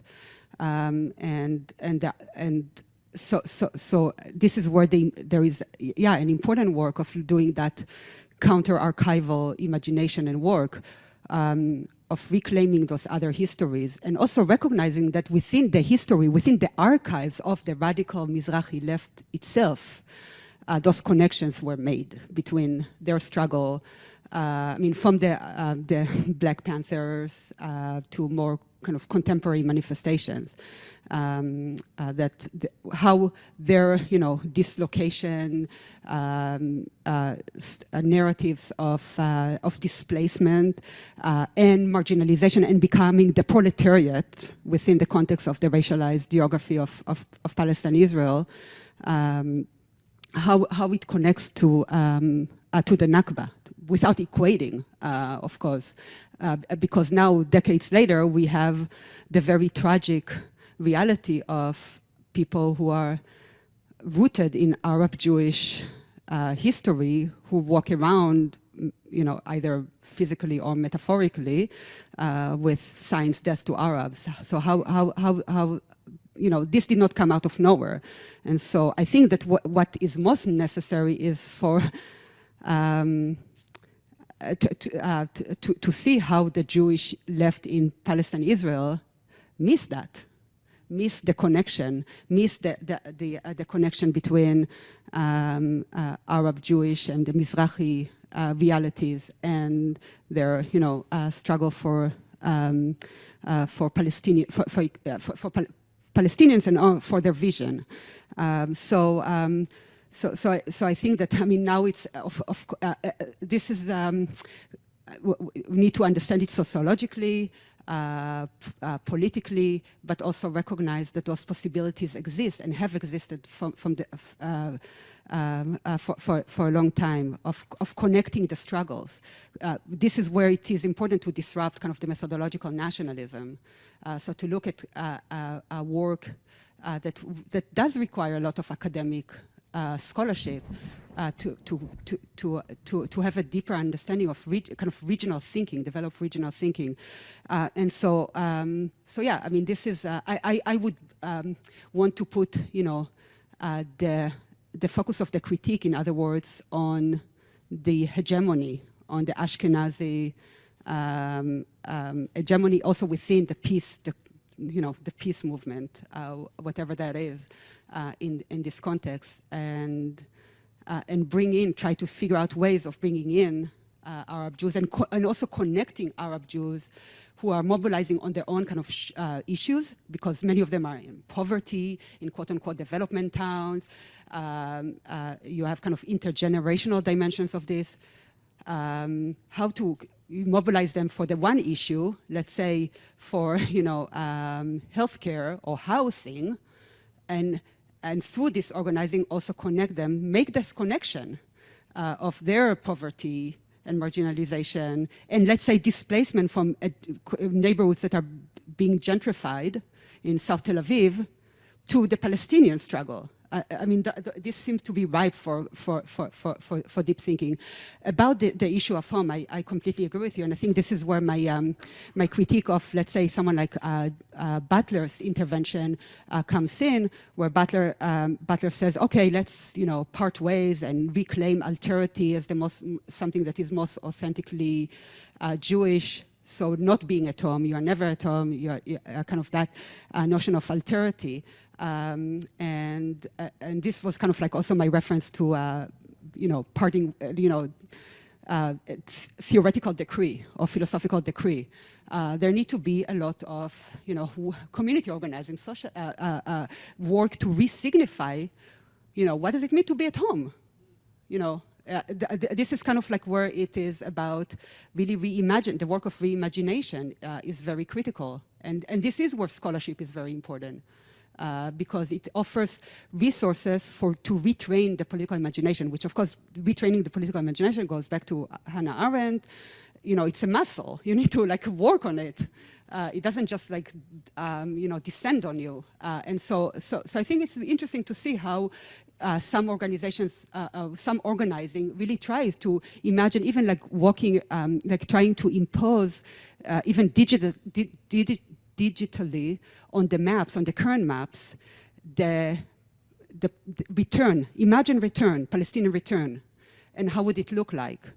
Not through kind of like a binary discourse that it's it's either this or that. So yeah, this is just to say that it really is. It seems to be so critical, and in that moment, what we see unfolding on campuses, it's so clear that so much work needs to happen discursively. And so this is where I hope I'm coming in. Etliche Wörter auf Mamaloschen. A few words in the mother tongue. Lemushel, for example, die Kurve, the whore, a woman who acknowledges her passions. Die Yidene, the Jewish woman, ignorant, overbearing. Let's face it, every woman is one. Die Yente, the gossip, the busybody who knows what's what and is never caught off guard. Die Lesbianke, the one with a roommate, though we never use the word. Das Weibel, the wife, or the little woman. In der Heim, at home, where she does everything to keep Yiddishkeit alive. Yiddishkeit, a way of being Jewish, always arguable. In Mark, where she buys die Kartoffel und Challah, yes, potatoes and challah, die Kartoffel, the material counterpart of Yiddishkeit. Mit Sibboleth, with onions that bring Tränen zu die Augen, tears to her eyes when she sees how little it all is. Weniger und weniger, less and less. Die Challah, braided via Haar Vader Chasana, like her hair before the wedding, when she was a Zashen Mädel, such a pretty girl. Die lange schwarze Haar, the long black hair. Die lange schwarze Haar. A Frau träumt, a woman dreams ihr Ort auf der Welt, her place in this world, und sie hat Meure, and she is afraid, so afraid of the words Kurve, Yidene, Yente, Lesbianke, Weibel. Sie träumt, she dreams, und sie hat Meure, and she is afraid, ihr Ort, die Welt, die Heim, der Mark. A Mädel träumt, a Kurve träumt, a Yidene träumt, a Yente träumt, a Lesbianke träumt, a Weibel träumt, die Kartoffel, die Halle, Yiddishkeit, sie träumt, die Haar, die lange schwarze Haar, sie träumt, sie träumt, sie träumt. I'm allergic to transitions, and you can figure out why I decided to read this. I haven't heard a Yiddish word practically this whole day, I hadn't planned to read this, but the fact that I hadn't heard a Yiddish word, I thought it would be good to remind everyone that there is Yiddish, and there was a Yiddish culture, and there is a Yiddish culture, and that that's part of contemporary resistance.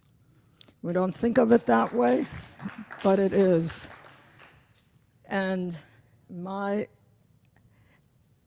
way I like to often now, which I sort of formulated very recently, like maybe 2 or 3 years ago, I like to describe myself as a practicing secular Jew. And when people ask me, what are you practicing? I'm practicing right now. We're all practicing it to some degree. So I'm here as a secular Jew. And I want to tell you a little bit about my history, but I want to also start with a poem that I think was very important to me that I wrote sometime around 83 or 84. In 1983, I returned to Poland with my mother for the first time. It was the 40th anniversary of the Warsaw Ghetto Uprising. And my mother wanted to go back. It was the only time she went back, and she didn't want to go alone, so she took me. And it was an interesting moment, historical moment. It was, the Soviet Union was still intact. Solidarność was an illegal movement in Poland at the time. And just about a couple of weeks before we came to Warsaw, Pope John Paul, the Polish Pope, had just visited.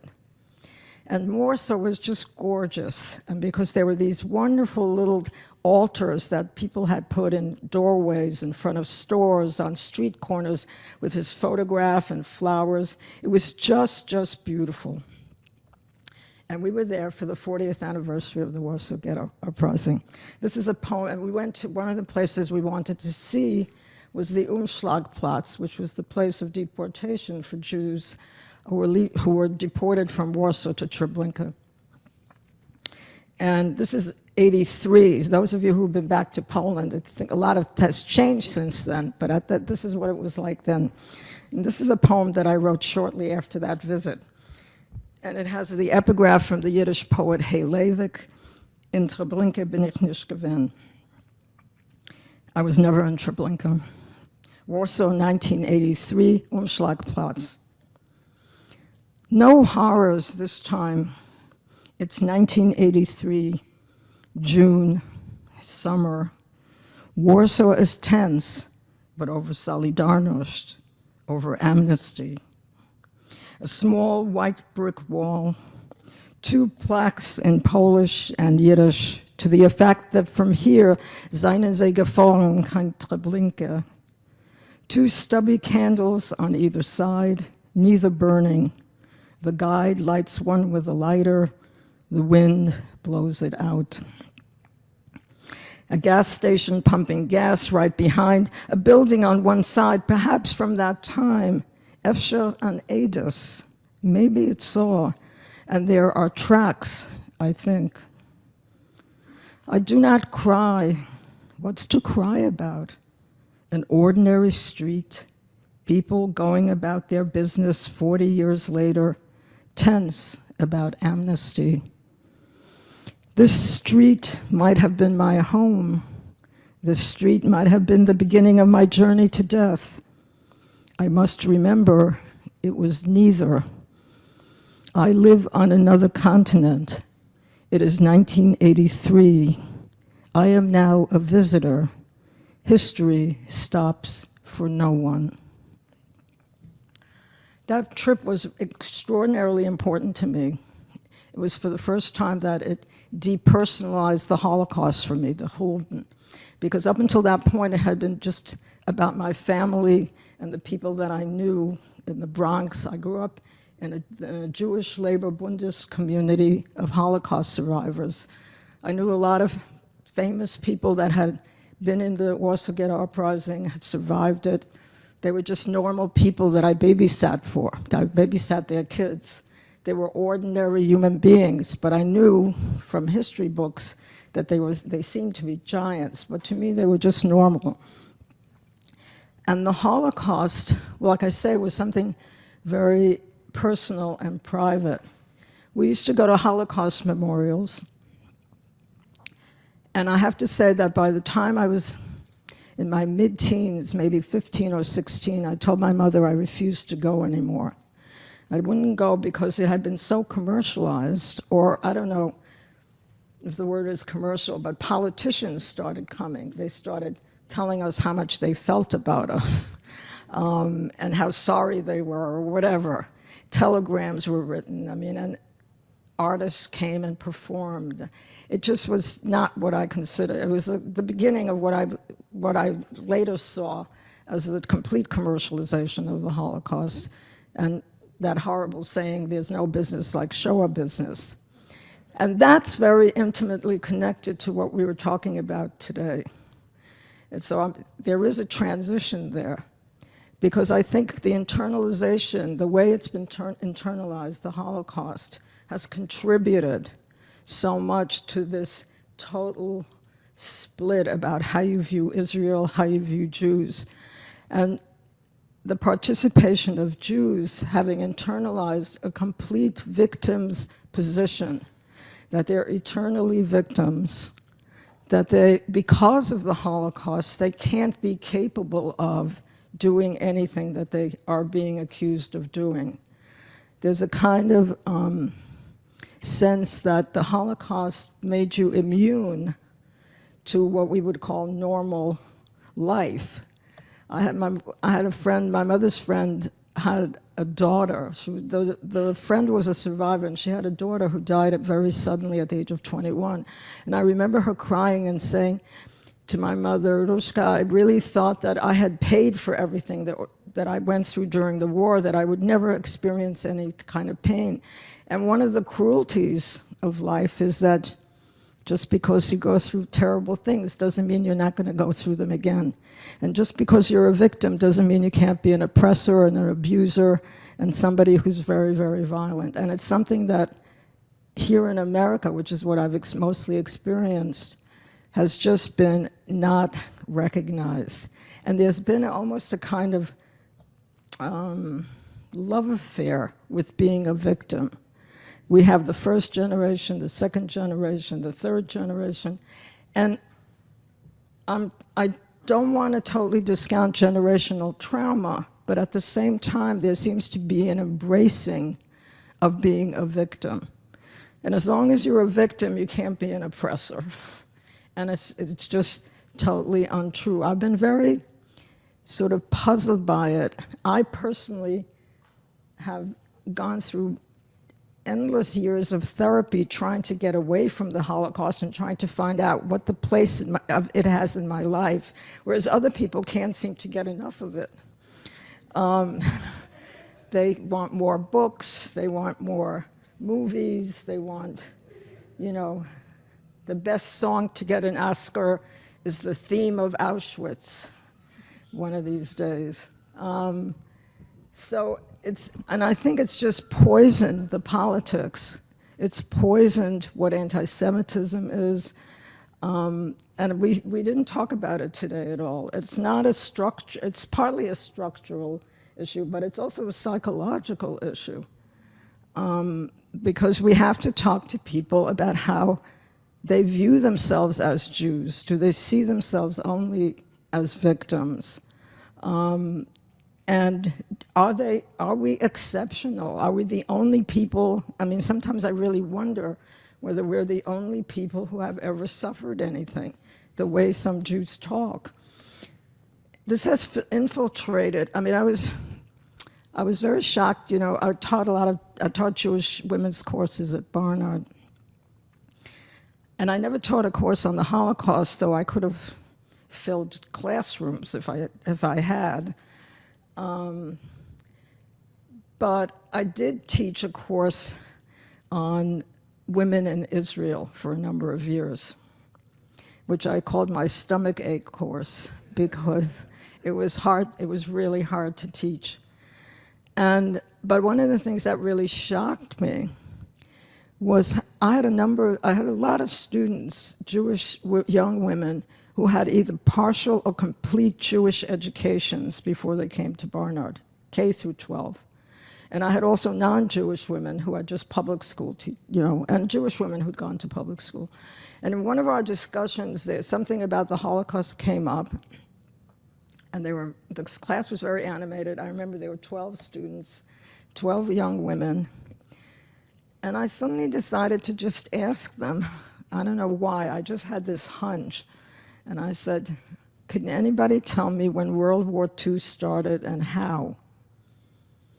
And out of 12 students, not one could tell me. Not one. And I told this to a friend of mine, and she said, well, they don't know that there was a war. The education, I mean, we complain in New York City, I don't know whether this is going on anywhere else. New York City, there's a movement to try to get yeshivas to teach more secular courses and things like that. Nobody's looking at Jewish schools and what they're teaching there. This is like a cycle that's gone on. And I had a student in that Jewish women's course who had 12 years. I mean, I talked to her afterwards, 12 years of Jewish education. She had never heard the word occupation. When she came into my course, she didn't know what it was. It was just shocking. It was totally, totally shocking. And I think that we have to start looking at what we are doing ourselves within these institutions. And this goes, by the way, for Jewish studies at universities, which are usually only exist because of specific donors. I mean, the word donors has become a kind of dirty word around campuses now. I mean, people are becoming much more conscious of how universities are paid for. And Jewish studies is very controlled by donors, by chairs, by specific chairs. They're very cautious around the word Israel and courses on Israel. And it's all coming out of this. They're perfectly happy to have courses on Holocaust as much as you want, but not on Israel. And this is something that I think the younger generation needs to address and sort of demand. It's one of the things that the students could demand from Jewish studies. And also parents could demand from the ones that are sending their children to private schools could demand. I was shocked that a friend of mine told me that she was sending her sons to a private school, and something like around October, I don't know, 20th or something, the students were told to write letters to IDF soldiers. This is in New York City. And I think this is areas that we don't talk about very much, and we didn't hear very much, and we did talk about education. And so that's one of my concerns about that. The other thing is that there's a sense, I think, and we heard it today, the difficulty with language and the idea of perfection.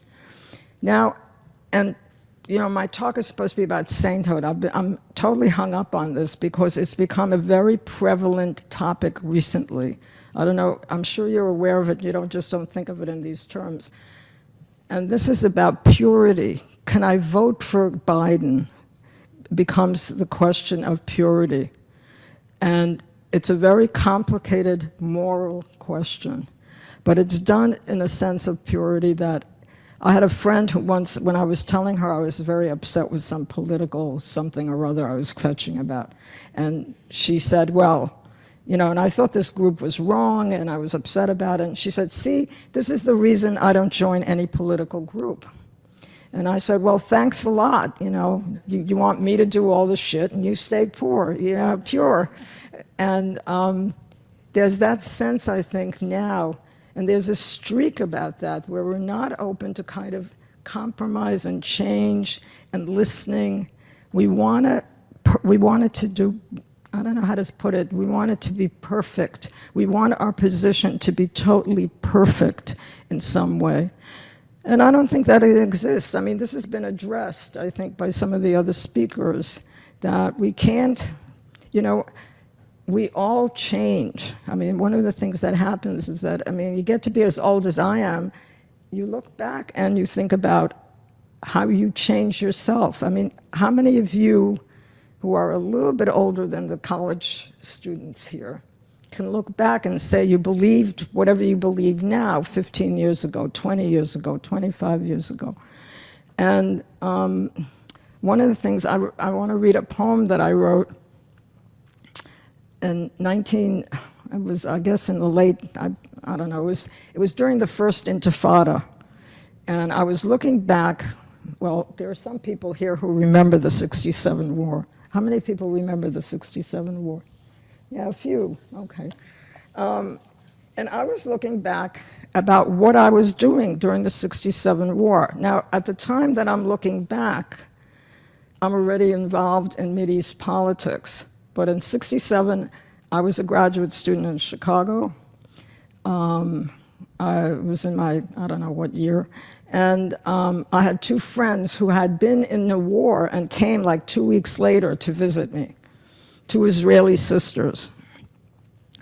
At the time in Chicago, there had been a mass murder. So that's sort of the setting. And I want to read this poem because I think it was an important poem for me to realize as an activist that people change, that I have to remember that. And unfortunately, they change always much slower than you want. And it doesn't happen really, really fast. So this is called 67 Remembered. And I'm writing this in like 1988 or 89, 20 years later. In '67, You visited with your sister. I was in Chicago. Richard Speck had just murdered 7 nurses. We were scared. The war was only a few days over, and everyone said how well you and Gita looked. Who would have thought you just come from a war-torn country, dressed chic in late 60s fashion, smiling, easy, relaxed, confident the worst was over. I still have the photographs. How different that war from that other in your life, Siberia, the Germans at your heels, your father chopping trees in the forest. You learned Russian in the street, spoke Yiddish at home, wrote Polish in the segregated schools. You were a linguist at 8, ready to master even more tongues for the sake of survival. But in 67, you'd already mastered it all. You were so relaxed, so easy. It was a joke, this war, despite the casualties. It was a joke how relaxed you were. And wasn't I too? Weren't we all? Didn't we all glow from it? Our sense of power finally achieved, the quickness of the action, the biblical roots, and how we laughed over Egyptian shoes in the sand, how we laughed at another people's fear, as if fear was alien, as if we had known safety all our lives. And the West Bank, I don't remember it mentioned by any of us. We were in Chicago. It was hard to imagine, but 20 years later, I hear how they picked up what they could, placed it on their backs, how they marched through the hills, sparse, coarse grass, pink and yellow flowers, rough rocks defying cultivation, how they carried clumsy packs, clothing, utensils, images of a home they might never see again. A Sabra told me, who watched their leaving as she sat safe in an army jeep. It looked no different than the newsreels at school of French Belgian roads. It was simple, she said. People were fleeing, and we egged them on. Time passes. Everything changes. We see things differently. In 67, you had not married yet, and we all wondered why, never worrying about marriage laws or rabbinic power. And now, more than 20 years later, you live in Jerusalem, ruling from your lacquered kitchen and sit in that dream house trapped. Enough food in your mouth, in your children's, and enough warm things for winter, coats, shoes, woolen stockings, good for Siberia.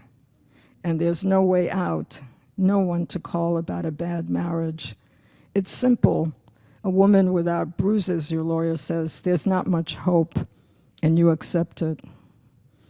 Things fester, we compromise, we wake up, take new positions to suit new visions, failed dreams. We change. Power does not so much as corrupt as blur the edges, so we no longer feel the raw fear that pounds in the hearts of those trapped and helpless. In 67 in Chicago, we thought we'd be safe, locking the windows till Speck was caught. We did not know there was a danger in us as well, that we must remain vigilant and open, not to power, but to peace.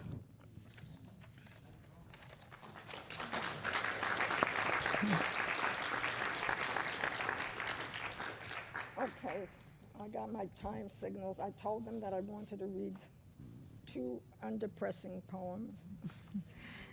And two poems that give us a little bit of hope, I hope. And that this is the end of this whole day, so I thought we should end with peace. So the first poem I want to read is by Yehuda Amichai, that some of you, I'm sure, have heard of, in translation by Hannah Block, the late wonderful Hannah Block. It's called Wild Peace. Not the peace of ceasefire, not even the vision of the wolf and the lamb, but rather as in the heart when the excitement is over and you can talk only about a great weariness. I know that I know how to kill, and that makes me an adult. And my son plays with a toy gun that knows how to open and close its eyes and say, Mama. A peace without the big noise of beating swords into plowshares, without words, without the thud of the heavy rubber stamp. Let it be light, floating like lazy white foam. A little rest for the wounds. Who speaks of healing? And the howl of the orphans is passed from one generation to the next, as in a relay race. The baton never falls.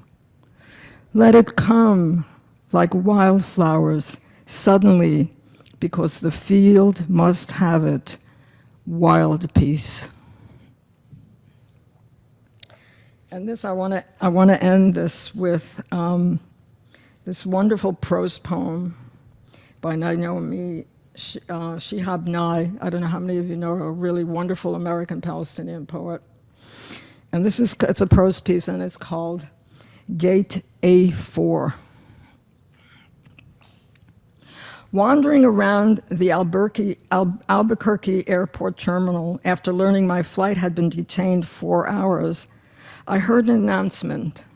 If anyone in the vicinity of Gate A4 understands any Arabic, please come to the gate immediately. Well, one pauses these days. Gate A4 was my gate. I went there. An older woman in full traditional Palestinian embroidered dress, just like my grandma wore, was crumpled to the floor wailing. Help, said the flight agent. Talk to her. What is her problem? We told her the flight was going to be late, and she did this. I stooped to put my arm around the woman and spoke haltingly. Forgive me my pronunciation. Shu dawa, shu biduk, habibiti, stani shwe, min fadlik, shu dit bitsui. The minute she heard any word she knew, however poorly used, she stopped crying. She thought the flight had been canceled entirely. She needed to be in El Paso for major medical treatment the next day. I said, you're fine, you'll get there. Who's picking you up? Let's call him. We called her son. I spoke with him in English, saying I would stay with his mother till we got on the plane. She talked to him. We called the other son just for fun. Then we called my dad. And he and she spoke for a while in Arabic and found out, of course, they had 10 shared friends.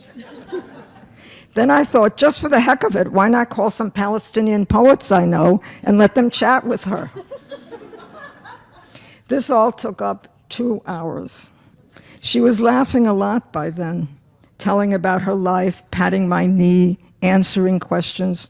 She had pulled a sack of homemade mamul cookies, little powdered sugar crumbly mounds stuffed with dates and nuts from her bag, and was offering them to all the women at the gate. To my amazement, not a single woman declined one. It was like a sacrament. A traveler from Argentina, the mom from California, the lovely woman from Laredo. We were all covered with the same powdered sugar and smiling. There is no better cookie. And then the airline broke out free apple juice from huge coolers, and 2 little girls from our flight ran around serving it, and they were covered with powdered sugar too. And I noticed my best friend, by now we were holding hands, had a potted plant poking out of her bag, some medicinal thing with green, furry leaves. Such an old country traveling tradition. Always carry a plant, always stay rooted to somewhere. And I looked around that gate of late and weary ones and thought, this is the world I want to live in, the shared world.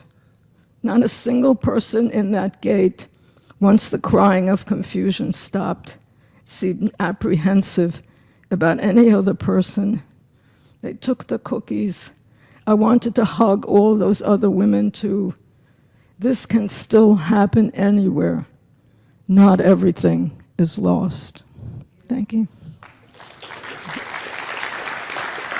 Well, I think one of the things we have to do is not just remember that we were victims, but we have to remember that those of us who survived, and that we're here now, and that we understand what it means to be victimized like that. I mean, I think it's just, to me, amazing that people can forget what they experience and that they can't understand that other people are experiencing the same thing. I think one of the things that's happened with Jewish exceptionalism is that we think we're the exception to everything, and that we somehow, our suffering is greater than anybody else's. And therefore, we can't be, quote, doing the bad things that people are saying we're doing. But it's a strange kind of thing. On the one hand, we remember the Holocaust, but on the other hand, we don't seem to learn anything from it. We just use it as a wound, like it keeps like an open wound. I've never quite understood it. Why it is that people want to be marked. I mean, I don't know how many of you know, there are grandchildren who, for example, tattooed their grandparents' concentration camp numbers on their arms. And right now in Israel, there are people that are taking the October 7th, 2024 date and tattooing it on their arm. It is a clear reference to the Holocaust. I mean, to me, this is, I don't know what to call it. I mean, it's a kind of almost mental issue for me that equates constantly we're Holocaust survivors, and we're not. I mean, the fact is we're not. And I don't know how to deal with it collectively, but I think it should be challenged. I mean, I saw, she had been some kind of a Department of Health in Israel, and she proudly showed, she had not been one of the hostages, but she put the date on her, she tattooed the date on her arm. And I read afterwards, because I looked it up, I was just shocked. And apparently that's been a trend since October 7th in Israel among younger people, to mark themselves, tattoo themselves as victims, which of course enables you to totally ignore what's going on right now. I mean, one of the things I have to say about the Bund, being raised in a Bundist community, there was nothing romantic about these people. I learned about the past Jewish society totally without nostalgia. I mean, nostalgia in the sense that they lost a life, but there was no romanticizing of what Jewish life was like.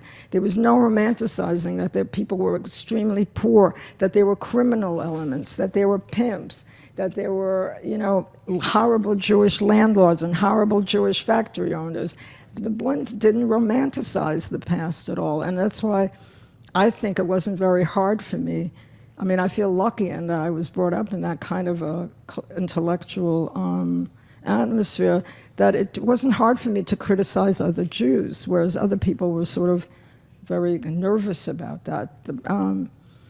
I didn't get that. I'm not saying that as a sign of courage, but rather it seemed to me just the natural thing to do, because it's the way I heard other people, the adults that I grew up with, or that raised me, that's the way they talked.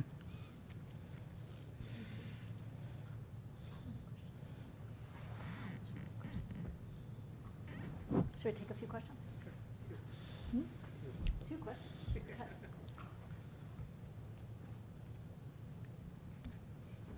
Should I use the privilege of the chair and ask one of them?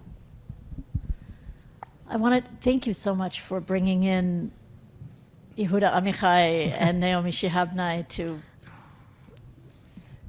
Well, I have to to enrich say, this day. You know, cultural work. You know, I once asked my students this. I've retired. It's been 5 years, so this is like maybe 6, 7 years ago. They never heard the term cultural worker. I mean, I was really shocked. They just never heard of it. I mean, I don't know if it's gone out of style. I wish the young people here would bring it back into style. There are things like cultural work is very, very, very important to political movements.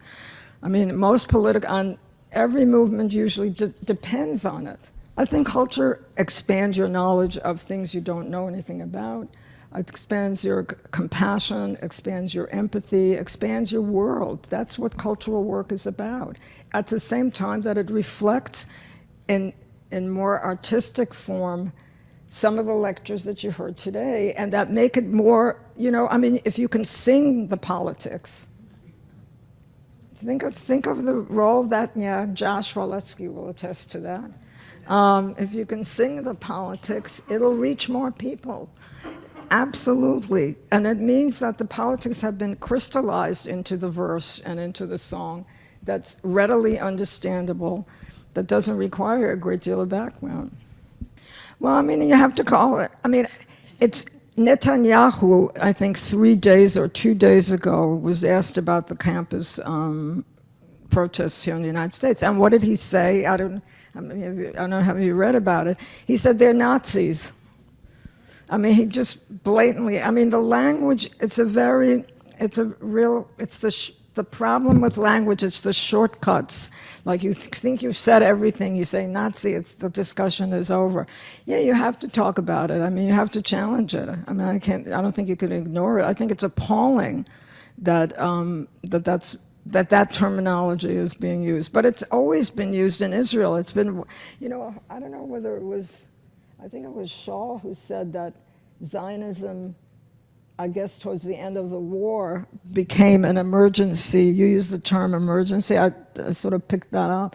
And a lot of Zionism is based on the Holocaust. I mean, what came after the war is based on the fact that there was a Holocaust, and Israel was supposed to prevent another Holocaust from happening. It was supposed to make Jews safe. Now, it's interesting that Netanyahu said that there are Nazis here, but he didn't say, come here where it's safe, right?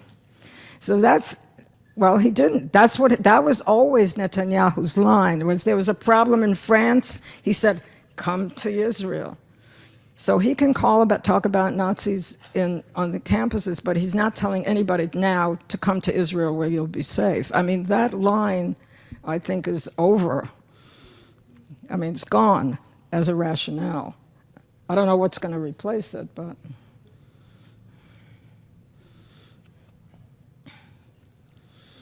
Okay. I just want to thank Jennifer and Jeremy and thank everybody. It's been a great day. Thank you.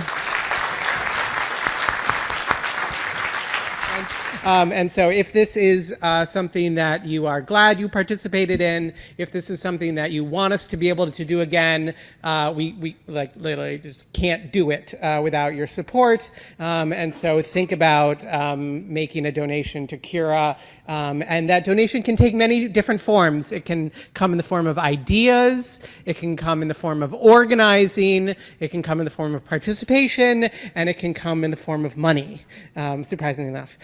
So think about those donations in some form, and those of you in the room, the slide here has a link to our website, which has a way to find us on social media, as well as donate to our bank account, all those wonderful activities. So with that, for the live stream people, I will say adieu. I will say thank you.